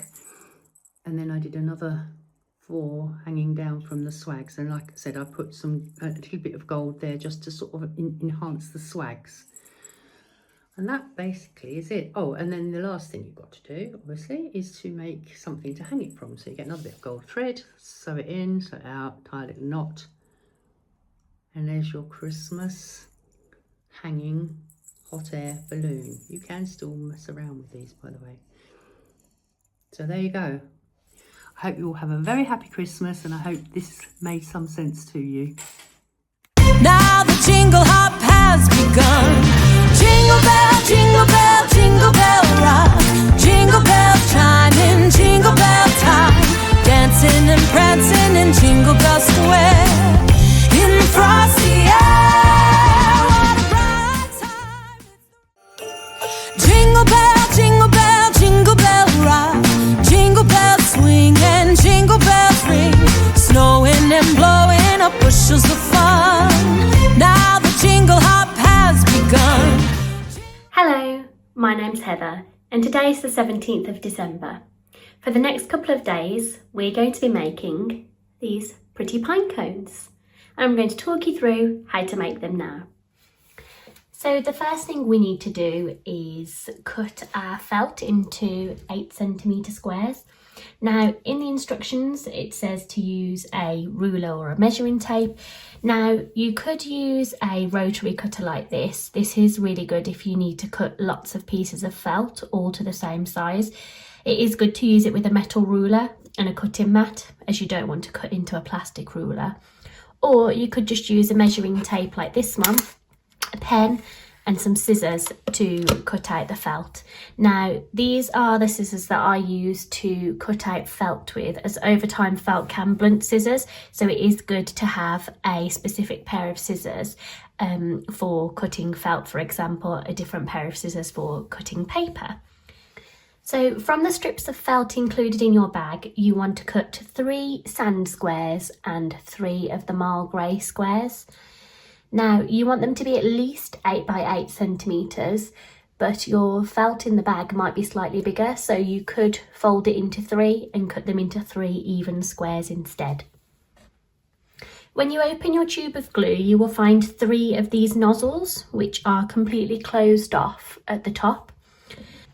So what you want to do is open your glue, and to pierce the seal you use the inside of the lid and you put it on upside down and push it, and that will open it up. Then you want to screw one of the nozzles on. Now if you try to squeeze, the glue won't come out. We actually need to cut the top of the nozzle off. Now the larger amount that you cut off, the quicker the glue will come out. So just using a pair of generic scissors rather than my nice felt ones, I'm just going to cut off a piece, and that leaves enough space for some glue to come out. Taking 1 square of each of the coloured felt, you're going to squeeze a decent amount of glue onto the sand.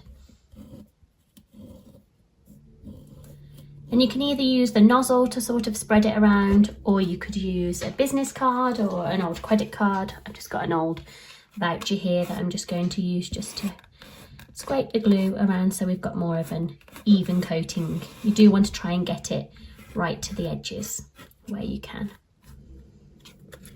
And then you're just going to sandwich that grey felt on top. Now I do recommend that you leave this to dry for a little while, as if you do start to try and cut it now, you might get very sticky scissors. Whilst you're waiting for your 3 squares to dry that you've glued together, we're going to take a look at our stick and stitch template next. So this template is what is going to make the shape of your pine cone, but you might find that it is slightly bigger than the piece of felt that you have got.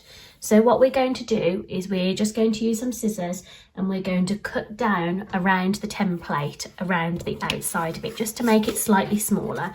So if you start where it joins, just here, I'm just going to roughly cut away in the middle, in between the outside 2 black lines, and then hopefully this should make it small enough to be able to stick onto our felt squares.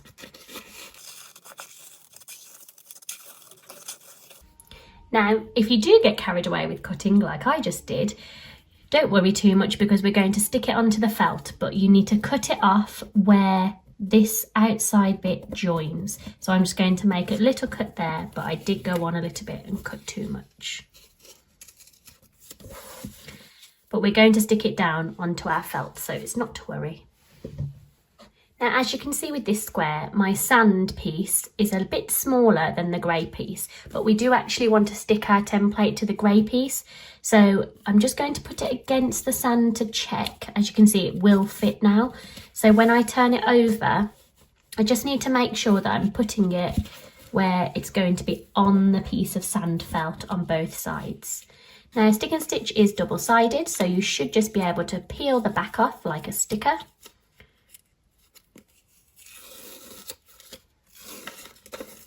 Like so, and then again I'm going to try and stick it as central as possible so that I'm making sure that I'm covering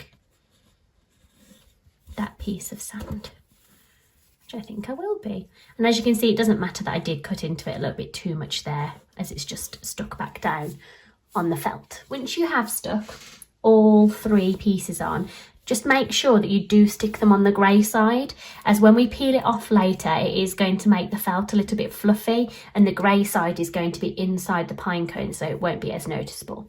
But if you do stick it on the brown side, it's not the end of the world, it will still work the same. Once you're happy that your felt is completely dry from the glue, it does dry quite quickly, you're going to start cutting them out. Now, I'm not going to use my felt scissors now, as it does have glue on it and I don't want them to get sticky. I am just going to use my generic crafting scissors. And when you cut out, you're going to start on that open black line, and this is going to be the outside, and we're going to cut it in a spiral, but we just need to make sure that we stop cutting at the end and we don't carry on and chop the spiral in half. So the first thing we're going to do is cut around the outside of the template to get rid of any of that excess felt. So once you've cut all around, then you're going to take this outside black line and you're just going to follow the black line all the way around.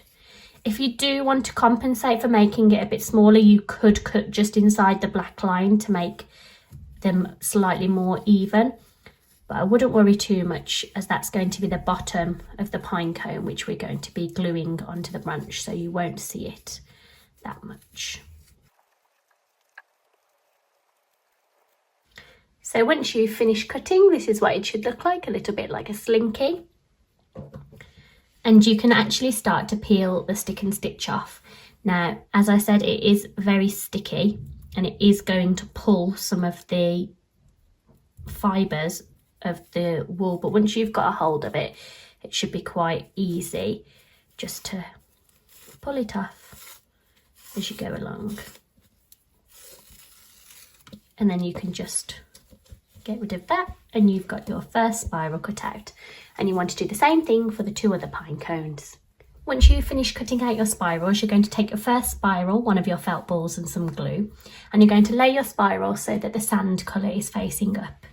Taking the end of the spiral, you're going to put a dab of glue on the grey side and you're going to fold it over a little bit and just hold on to it until it has dried.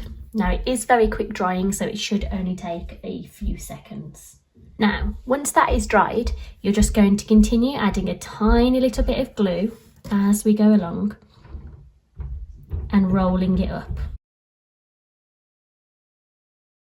Just follow the shape of the template as you roll, and it should start to make this little rose shape. As you are rolling, you'll notice that we get a little cupped shape on the bottom, and what you want to do with that is squeeze a bit of glue in and then stick your felt ball into place. We're going to continue gluing and wrapping the spiral around the felt ball. That is what's going to make the centre of the pine cone.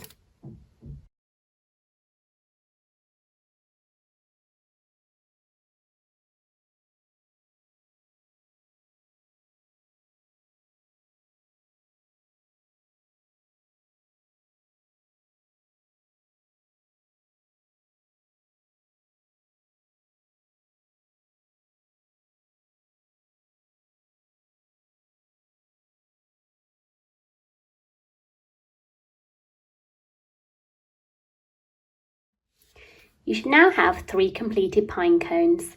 If you really want to speed up the process, you could use a hot glue gun, but just be really careful of your fingers when you're wrapping up the wool. So after a quick hand wash, we're moving on to the next step, which is to make the little branches. In your kit, you should have a piece of the marl jade felt, which looks like this. Now you can either fold it in half and cut along it lengthways, or you can measure specifically at 2 centimetres, but you want to have two 2cm by 24cm strips. Once you've cut your strip of felt, you then want to go along and create a fringe. So you're going to cut some little fringes about 1/2 centimetre apart, and be really careful not to cut all the way through the felt. But it's not the end of the world if you do, as you do have some more felt in your kit you can use, or you can also just glue it back together when we attach it to the branch in a little while.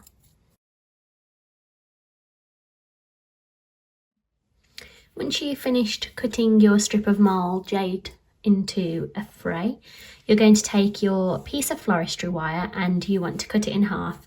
Now, please don't use your best scissors as it will ruin them. You could use a little pair of wire cutters like this, or an old pair of scissors, and you can just simply fold it in half. If you want it to be perfect, you could measure it with a ruler, but just fold it in half and give it a little snip. And then you should have 2 halves. Taking one piece of the wire that you've just cut, we are going to put a little bit of glue on the end of the felt and just fold it over the wire like so, and just hold it in place. Then I'm going to add a little bit more glue just along the strip here that's not being cut. Now again, as I said before, you could use hot glue for this, but you need to just be really careful of your fingers. And start rolling the felt down the wire. But you're going to start rolling it at an angle so that the felt moves down the wire diagonally. And then you're going to stop when you get about halfway down the wire. So when you're about halfway down, you're just going to snip off the felt, and you're going to do the same again, starting from the opposite end of the wire.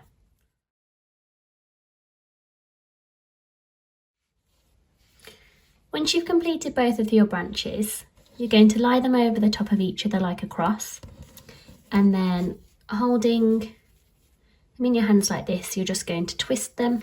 Then you can just arrange your branches however you would like.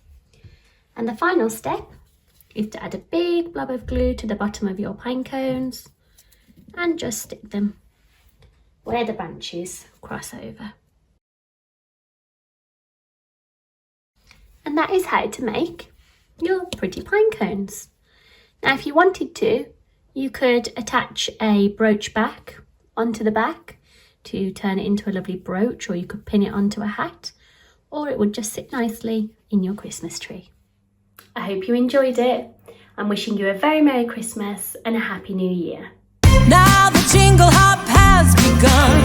Jingle bell, jingle bell rock. Jingle bell chime in jingle bell time. Dancing and prancing in Jingle Bell Square. In the frosty air, what a bright time. Jingle bell, jingle bell rock. Jingle bells swing and jingle bells ring. Snowing and blowing up bushels of fun. Now the jingle hop has begun. Hello and welcome to day 19 and 20 of the Advent Calendar. My name is Stephanie and I'm going to take you through today's project. And let's start by reading the lovely verse on the package. I'm big and bold, but don't make a sound. A festive friend you've surely found. With antlers wide and a sturdy stance, I'm here to help you make merry and dance. So, fabulous. It's our moose in the hoose that we'll be doing today, which is on page 61 of your booklet. And here's my moose in the hoose hanging about on my shelf. Of course, if you're in North America, you could have an elk on the shelf. Up to you. Different types of antlers actually, aren't they? Or whatever they call them. Anyway, I'm going to take you through parts of today's project. Starting with some basic things, just because I know that we have beginners as well as people who've been doing it for needle felting for a while. And I will also take us through the antlers because it involves wrapping a pipe cleaner and attaching it to the felt. Just to go through, so not step by step, but just to give you a few hints and tips, hopefully. So, right, to start with. Now, on most of my projects, I talk about dividing the wall. And the reason I do that is just so that you've got enough of each colour, or mostly it's to do with the core wall, so you've got enough to do each part of the project. So I just want to say that mostly the projects that we have here, the wall will come in nice strips. And I ask you to divide the wall initially into 5. Fold it up into almost, it doesn't have to be exact, as I often say, it's an art, not a science, but that's close enough for jazz. 1, 2, 3, 4, 5. And when you want to pull them apart, don't hold it really tight like that, because you're going to have to really pull really hard to actually do that. Go away and pull, and it will just split in the middle, as if by magic. There we go. Okay, so as per the instructions, we're starting on the body, and we're using the 2 pieces that we took from that initial division, and then we've divided them again, so we've got 4 smaller pieces. Okay, and we just need to start to create this body shape, okay, which is kind of weird because it's got 2 different humps. In fact, it's probably quite useful to show you on the actual piece. So we've actually got quite a large, it's the shoulders hump, and then his bottom is the slimmer piece. Okay, pop you back up there again. There you go. Right, so that's basically his bottom, and that's his shoulders. So we're going to start off by making a sausage, and then you're just going to add the shape on top. So to make that sausage shape, I'm just taking out the vegetable matter. You just start by rolling, rolling, rolling, rolling, rolling. Okay. Now, yeah, that's not, I mean, it's short, but that's fine to start. And the instructions say to just neaten that up a bit. Now, as you can see, just by rolling it, it's actually kept it pretty much in place. And by neatening it up, I just mean putting in those edges, depending on how neat you rolled it up. You know, let's just felt it lightly in place. Now, you may notice I'm actually pushing the needle into the wall quite lightly, really, because if you look at your needle, and the area that actually does the felting is just down this very sharp end here. So once you've actually taken it into the centre of the piece, you don't really want it to go any further, because what you're doing is felting the wall from the outside into the centre. What you don't want to do is to push it out the other side, because then you're going to have to turn it around the other side and push it all back again. It'd be like a push me pull you. So be gentle with your piece, because you're just neating it up, and really for yourself as well, just seeing the shape start. So remember, you don't really want to be touching the mat. That mat there is just to protect in case you do actually go too far, because some of us do. Oh dear, don't we ever, when we least suspect it. So there you go, it's still nice and soft, but it's actually, and in fact, you know, this piece here is still nice and soft, bearing in mind it's still going to have the colour put on the top. So that's the sausage. So there's 2 ways to build up these different shapes. There's getting the wall and wrapping it round, and then there's also forming a cushion with some wool and putting it on and felting it in. So let's do the wrapping round bit for the hips, or I'll do that and you can decide which one you want to do, because that's actually the slimmer of the two. And then on this one, where we need quite a bigger hump, it's quicker to actually do a little cushion and add it. So let's start with, and in fact I'm just going to divide that in half again. And so just round the hips end, the bottom end, I'm just going to hold that there and I'm going to wrap it round. Now I'm not pulling it tightly because I don't need it to be really tight in the centre. I am just putting it around, and just by putting my hand around like that, it stayed in place. But now I'm just going to felt it, and I'm going to felt at the edges first, because I don't mind if it's a bit bulky in the middle, but I do want those edges in to help with the shape of that end of my mousse. Once again, just nice and neatly. You can use your stronger, your bigger or your smaller needle. It's up to you. It's such a personal thing as to which needle you use. But if you find it's not felting quick enough for you, use the stronger one. If it's felting too fast, use the smaller one. Okay, so I really have just lightly tucked that round. So just using that little piece we had left over from the hip end, let's just roll that over the end, which is going to be the shoulders. Now this end is going to be bigger, so I'm going to encourage my piece to be a bit bigger, as in that's a nice little neat hip. This is going to be a bigger shoulder, but still nice and lightly, don't have to felt like mad.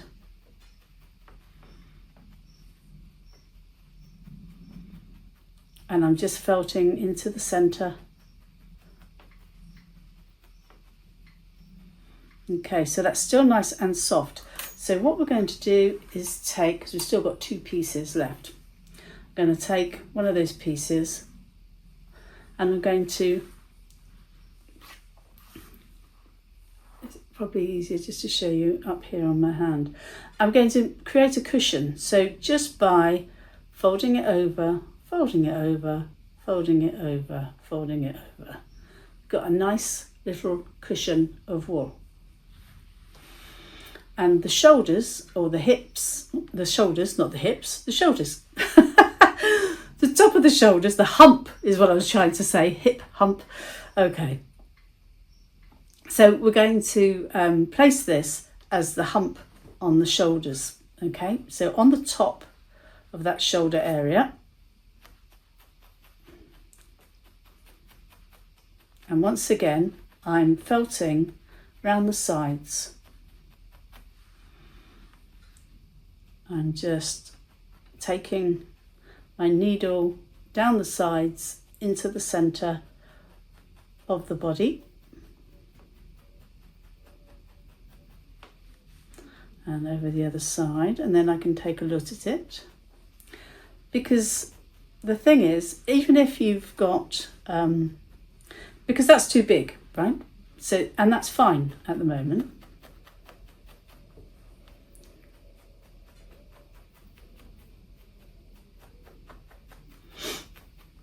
But also, let me get my little shape up here.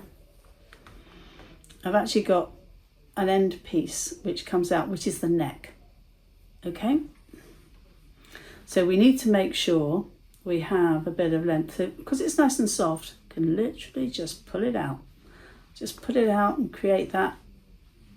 So we've got the shape there. Okay, so we've got the nice poof on top, the nice cushion. Now take the other half of that piece and we're going to wrap it round. So first of all, that first piece on top, I'm just going to lightly tack it down with my needle into the centre. Okay, and this time I'm going to take it and I'm going to take it down the bottom, that little area that I just extended, and bring it back up again. So there, you see, I've actually got an extended bit. And now I'm going to felt a bit firmer, a bit more firmly, a bit firmer. Still just taking that needle into the centre, but I'm doing it a bit more, rather than just the odd one, I'm doing it more frequently around so that I get a denser piece there. I still have this extra piece, so it doesn't matter any areas that I think, oh, that's not enough, or that's too much, because if it's too much I can take a piece round and wrap it and squash it, which will make it smaller, which saves you time having to do the felting. Okay, now I'm just conscious of that little neck area, which I didn't really allow for in my initial sizing. But once again, it's the instructions tell you the sizes to go to, and follow those and you will be fine. I'm just really trying to show you the technique for doing it. Okay, so I can see my shape, always conscious of the shape, always conscious that you're going round the whole piece all the time and not doing it just in one place, because you'll just end up with a really flat part. Okay, so I'm going to decide what's the bottom flattest piece that I'm going to put on the bottom. Okay, that's going to be my bottom, as in underneath, and this is going to be my top. Okay, there we go. Right, so this is going to have a nice graduated. See, if you squash it into place and then just felt it, which keeps it there with your needle, and say nice and delicately into the centre, not having to go all the way in. If your needle's going all the way in like that into there, you've gone too far, because it's come out the other side. Okay.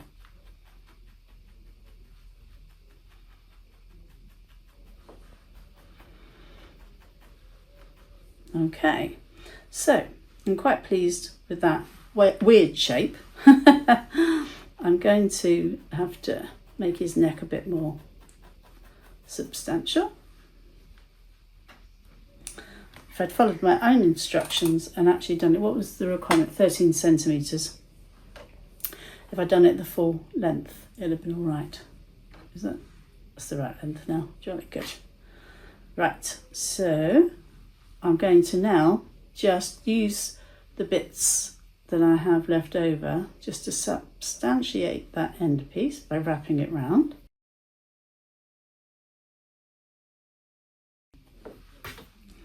There you go, the weird shape that it is. And now I'm going to use the rest of this just to lay it over, felt it in place, to once again just help keep that shape that I've created nice and firm. Because every time you're felting wool on top like this and you're taking it into the centre, the needle into the centre, you're actually taking that wool into the centre, so it's just helping to consolidate it, rather than when you just add colour on top, when you add the lovely brown colour onto the top, where you're just lightly tapping it, or you're painting the colour on with your needle. This, we're taking it into the centre and helping with the consolidation. But just remember, like me, when I didn't quite do it long enough and then I pulled it out and made the shape, that's what you can do. It's never too late to change the shape, which is why it's great that it always starts off by doing the core wool, because it gives you the chance to change the shapes and do what you need to. So I've still got more, I'll still carry on. The shape is pretty much where I need to be, which when we look at our little chap here, It's not bad. So the antlers. You've got the template in the back of the book so that you can cut your antler shape out of the lovely piece of felt, which is included in the kit. And then you're going to take your pipe cleaner and we're going to add some wool at each end, and then we're going to felt those onto the piece of felt, which that will then just produce the front piece of the antler, which will enable it to be posed, which would be lovely. So we're going to use the whole of the pipe cleaner, because once we've added the antlers to the other end, we fold up the middle and actually felt that onto the top of the head. But I just wanted to go through this little piece just to show you the wrapping of the wool around a pipe cleaner. The great thing about our pipe cleaners is they grab onto the wool nice and easily. Okay, so we take, this is probably far too much that I've taken here.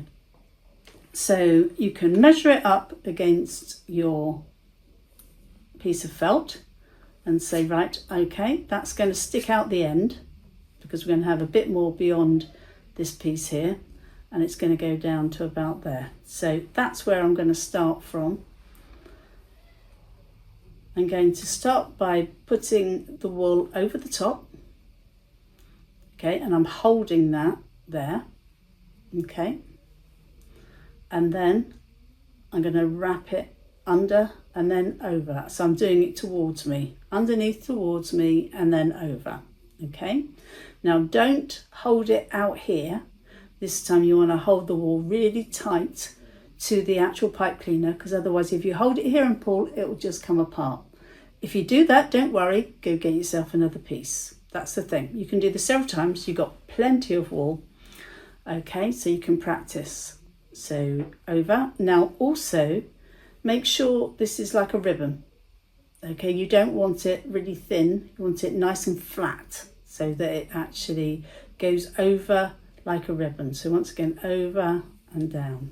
Okay, over and under. Now I'm pulling it underneath, pulling it, pulling it, and pulling it. Okay, now when we get to the end, I'm going to lay it onto my mat and to use my needle and just very lightly felt that end bit into place, because what we don't want it is for it to unravel. Okay, we can just gradually take those bits off and wrap it back down, because this is going to be attached to the felt. So let's wrap that end back down and felt it once again into the pipe cleaner. Okay, so as you can see, still got bits sticking out. Now, a great way to make sure this is nicely felted is to just roll it in your hand. Okay, give that a good old friction going there. That'll keep it nice and smooth, nice and felted. Hold it in place, and do the same for the other end. Now, let's just show us felting this on the needle. Now, like anything, you could glue this onto the antler piece if you wanted to. My preference is always to felt, because I can take it off when I get it wrong, and I'm not very good with glue, let's be honest. I get it everywhere, so I always opt for the felting option, probably because of my own inadequacies really, rather than any other reason.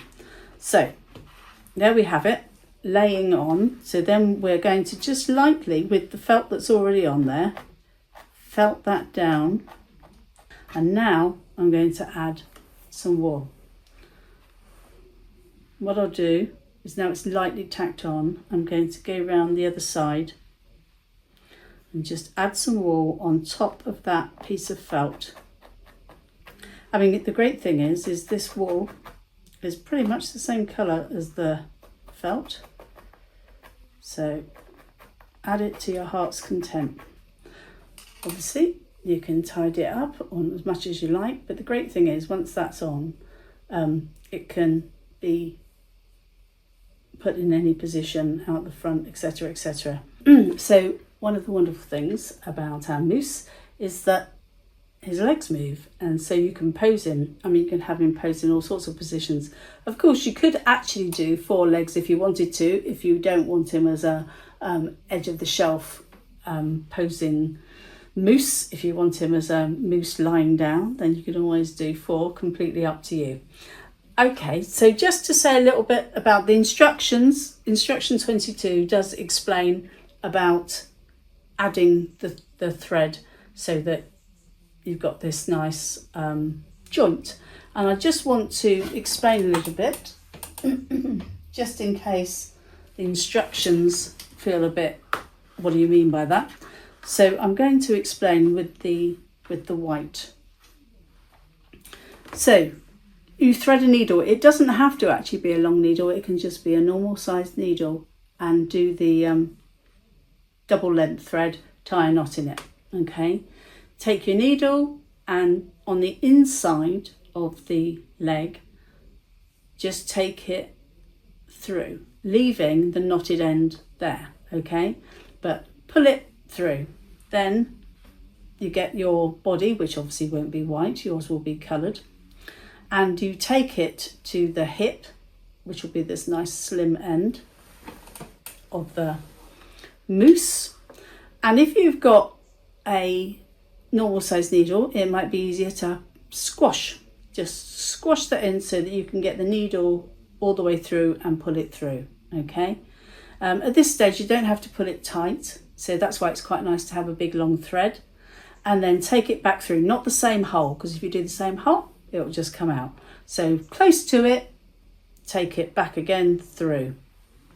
Then you've got both ends out here, okay? So that's when you keep hold of the knotted end, and you've got this end, and you pull it tight, and then it'll be tight together, and then tie those 2 ends together in several knots. And once you're happy with the robustness of it, then you can snip it off. Okay. Otherwise, yeah, really looking forward to seeing your little mooses and where you decide to pose them. Here's my little fella, and I'm going to go and put him back on the mantle because that's where I love him to be. And have a wonderful Christmas. And yeah, really hoping to see all your pieces on the tree by the time we get to the 24th. Now the jingle hop has begun. Jingle bell, jingle bell rock. Jingle bell chiming, jingle bell time. Dancing and prancing in Jingle Bell Square. In the frosty air, what a bright time. Jingle bell, jingle bell rock. Jingle bells swing and jingle bells ring. Snowing and blowing up bushels of fun. Now the jingle hop has begun. Hi, I'm Cherie from Felixstowe in Suffolk. Merry Christmas. Today we are going to be making the Christmas cake. Who's excited? I know I am. Hi, first off, we'll take the brown wool. We're going to use about 2/3, and I'm going to fold it up on itself to make a wedge of cake shape. So it's starting to firm up slightly. Pinch the 2 ends together. It will, if you can see, it's going to make the wedge shape of the cake. Turning it on its side just to bring the wool in together. Carefully tap the wool onto itself, and you will start to feel the wool bind together. Just be very careful of your fingers. Happy with that? We're going to take some of the rust colour, literally tiny pieces, Okay, gently. Another trick you could do if you're advanced is blend the two together, the dark and the rust. And what we do for that is we just pinch them together. There we go. Tap, tap, tap, tap, tap, tap. Just be mindful of your fingers. Gently tap it into shape. There we go. So there we have our wedge. We're going to bring the wool in on itself to make a little cherry. The cherries are round. The size, I don't know, maybe the size of your thumbnail look. And we're going to place the cherry into the mixture. Careful not to distort your shape you have going on already. Again, that to me that looks a bit too red now. I mean, we can tell, well, hopefully you can tell that's meant to be a cherry. So I'm going to take this mix of the rust and the brown and put a small coat over the cherry so it's not as bright like Rudolph's nose. You can tell there's a nice juicy cherry in there, can't you? Right, we're going to add the nuts, and for this use a little tiny piece of white wool. And what we're going to do is we're going to make like a little sausage, fold it on itself and give it a little, our little nut into our mix. And tiny piece of wool just to cover that surface. There we have our nut. Take a small pinch, and again, careful of those fingers. There we go. We're going to pop that also into our cake mix. Squeeze your wedge, it should help you.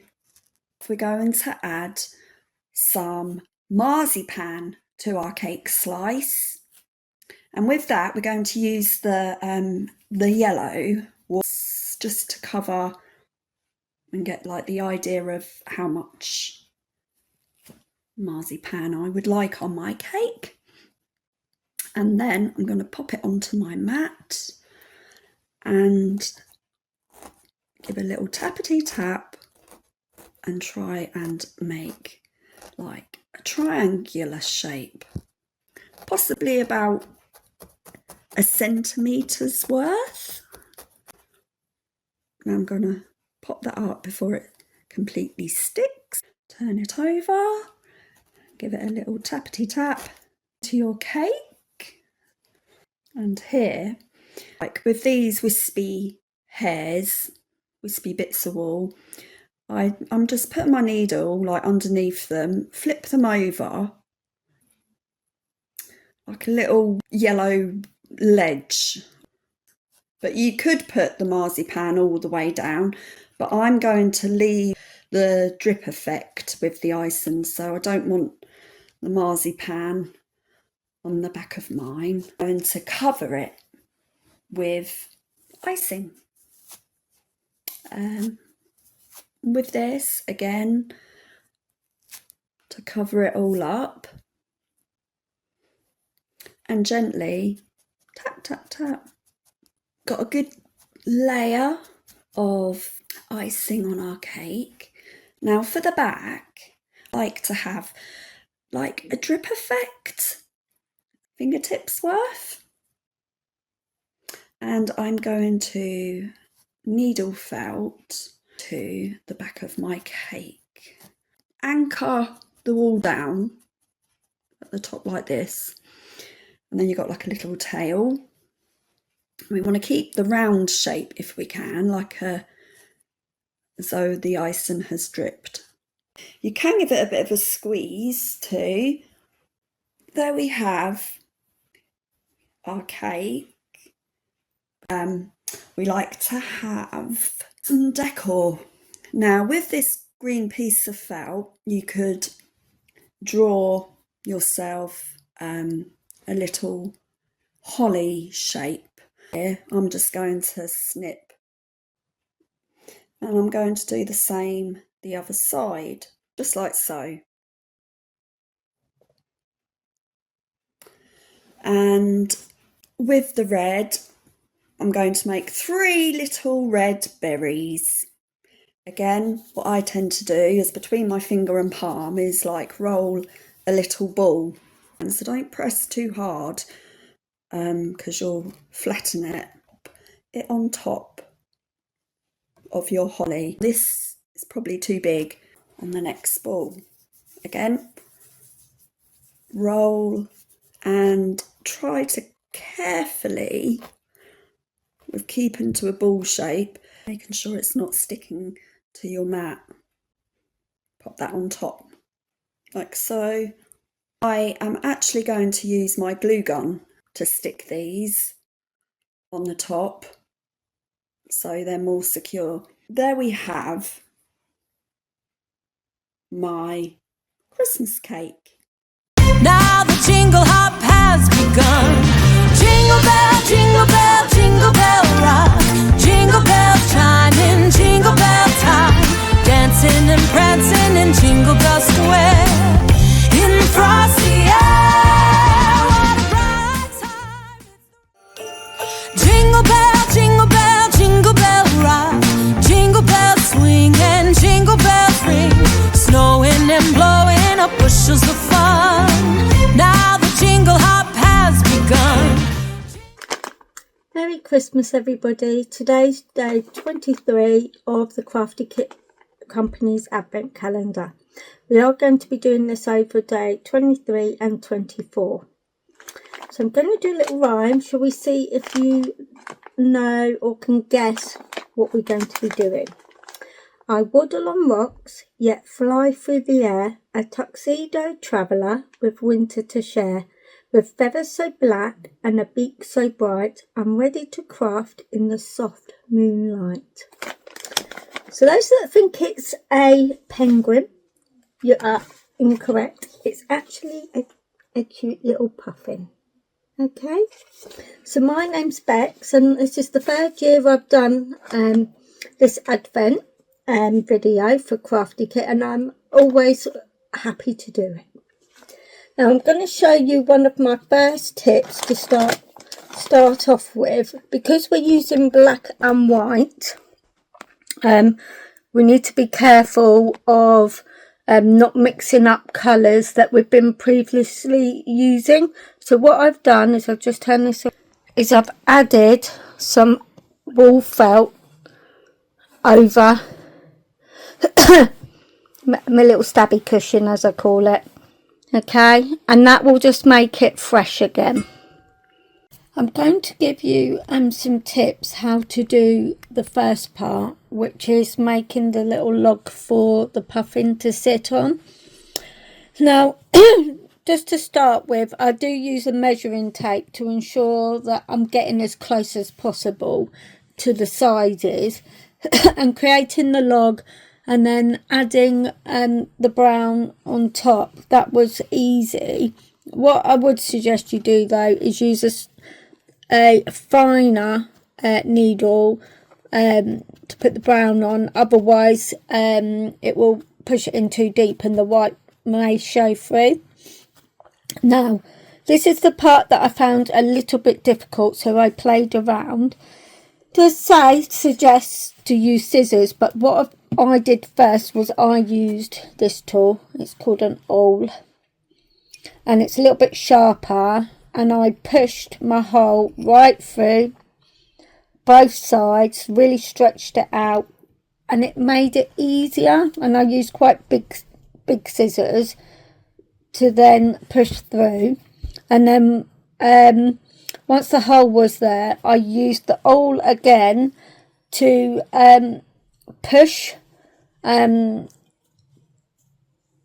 pipe cleaner through, and then it went through nicely.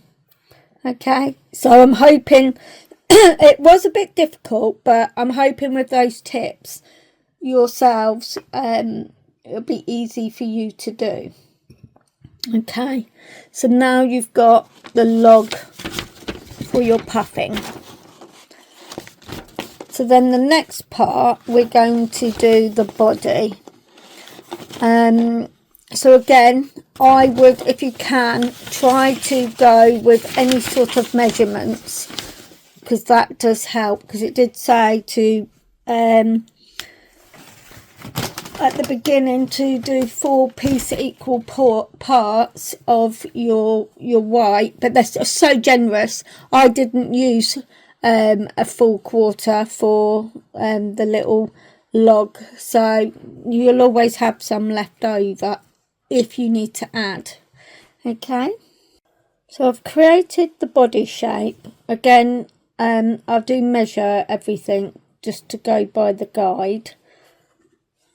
I went through and did the directions, and I did 3 little knots to create quite a hard ball, and then I've added to the sides for the cheeks. I've created the black on the top. My suggestion is the same as what it says on the instructions. It doesn't matter if it's not exact, because all puffins look slightly different. Now I've been doing the beak, and what I've done is I didn't really measure it by the centimetres. I've been doing it more where I think it will fit onto my head. So I've done, my suggestion is get it as tight as possible for the beak, but leave a little bit fuzzy, because otherwise you'll struggle to felt that in. So I feel like I've got a good size. Just gently felt that in. And I think it's better to then add the next colours once this is fully secure.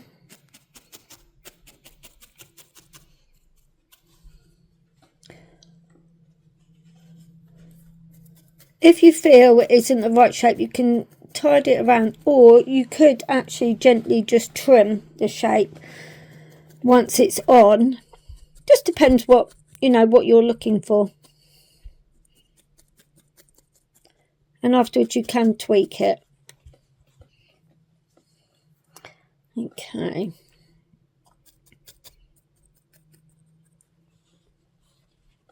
so then I'm going to add a little bit of yellow to the sides. Just, you're better off just doing a little bit at a time. Oh, I use a fine needle for this. Try and follow the shape of the crescent, like a crescent moon.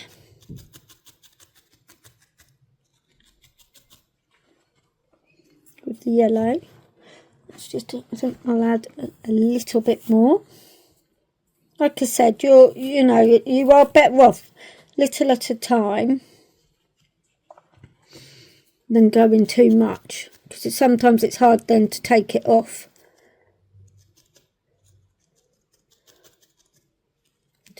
That's it, gentle. I don't know about you, but puffins is one of my favourite birds. I think they're just so beautiful and majestic. They are definitely a little wonder of the world. So I've done the yellow, and then I shall add that last little bit of black. Again, starting off small.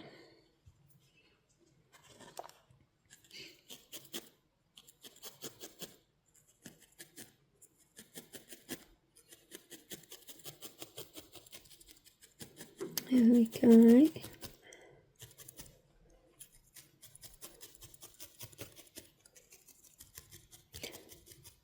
And what I do is, once I've completed my project, I then go back and spend a little bit of time just tweaking it all. But like I said, at the moment that looks a little bit slightly big. But I shall tweak and play with that and create the shape that I like once I'm happy. And then I'm going to use a little piece, thin piece, to do the eye. What I tend to do is use the warmth of my finger and just really rub it. Get that nice and tight. And then just add that on. Do the corner.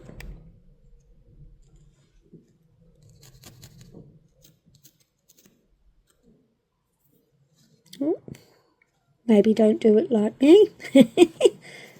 It's always fiddly, this bit. If you struggle with this bit, you can embroider if you want to. So that's it. But like I said, I'll go back afterwards and just tweak any little bits that I want to.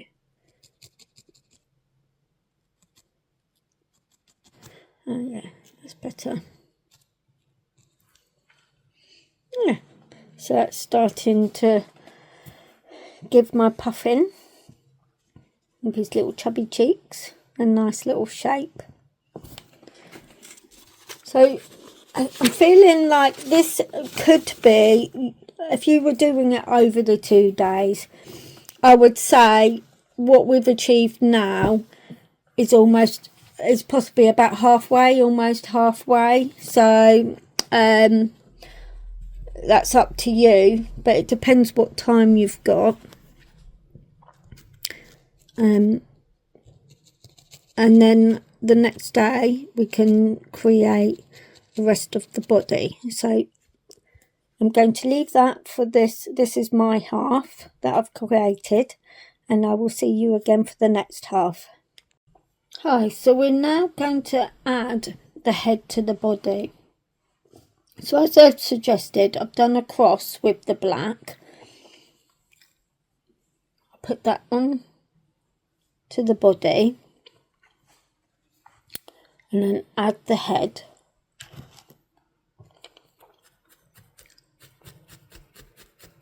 I find it easier. I know you can do it onto the head first, but actually myself, I find it easier doing it this way.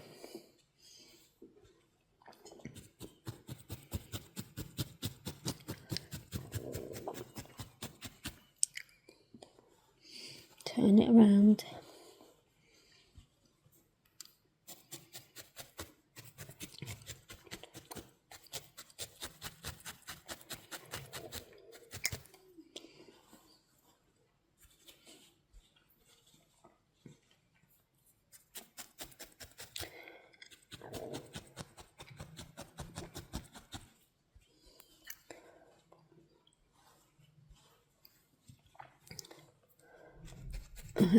Once you're happy with that, you're going to use the black now to create the wings. Just gently shape. It's remembering that you need to keep the white belly.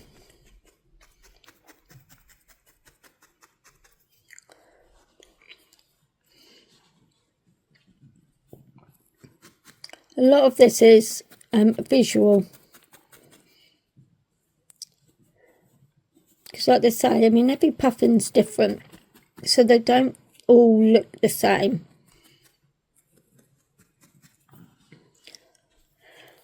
Okay.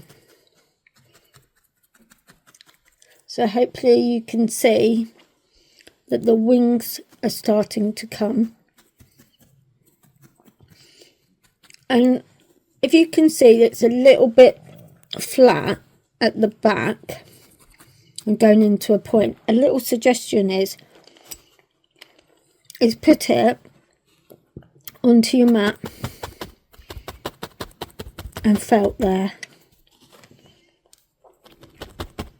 And that will create more of the shape, a flatter shape. And then once you're done, what I tend to do is I then trim it after. Okay, so if you'd like to carry on, and then I'll show you mine when I've finished. So now we've created all the shape. I'm going to pull this out. I used my awl, nice and sharp. Then I used my scissors. Be very careful with the scissors. And then I pushed.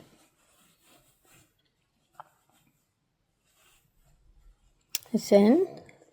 Okay, so what I'll do is just to tighten it up together, just gently felt.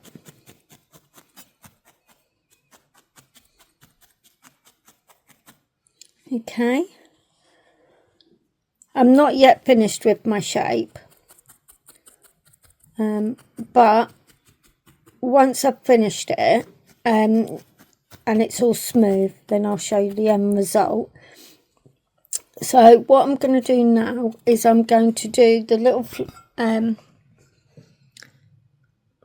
flippers, and I'm going to use some of my beads to give them some funky little legs. Okay, but you can use what you want. I mean, you know, you if you want to, you could just use little dangly string, coloured string, anything. But I quite like the beads. Okay, so I will show you the finished result in my next section. Okay, this is the end result of my little Christmas puffin. I really enjoyed doing this. This has got such cute little features, and I love the fact that you can put beads on for their little flippers. But it was really well instructed, so I could do, so all the tips that were in the book really helped. I hope that you will feel that the tips that I gave you help you all, but by now you should all be experienced needle felters. Enjoy, and I hope you have the best Christmas and a happy new year. Now the jingle hop has begun. Jingle bell, jingle bell, jingle bell rock. Jingle bells chime.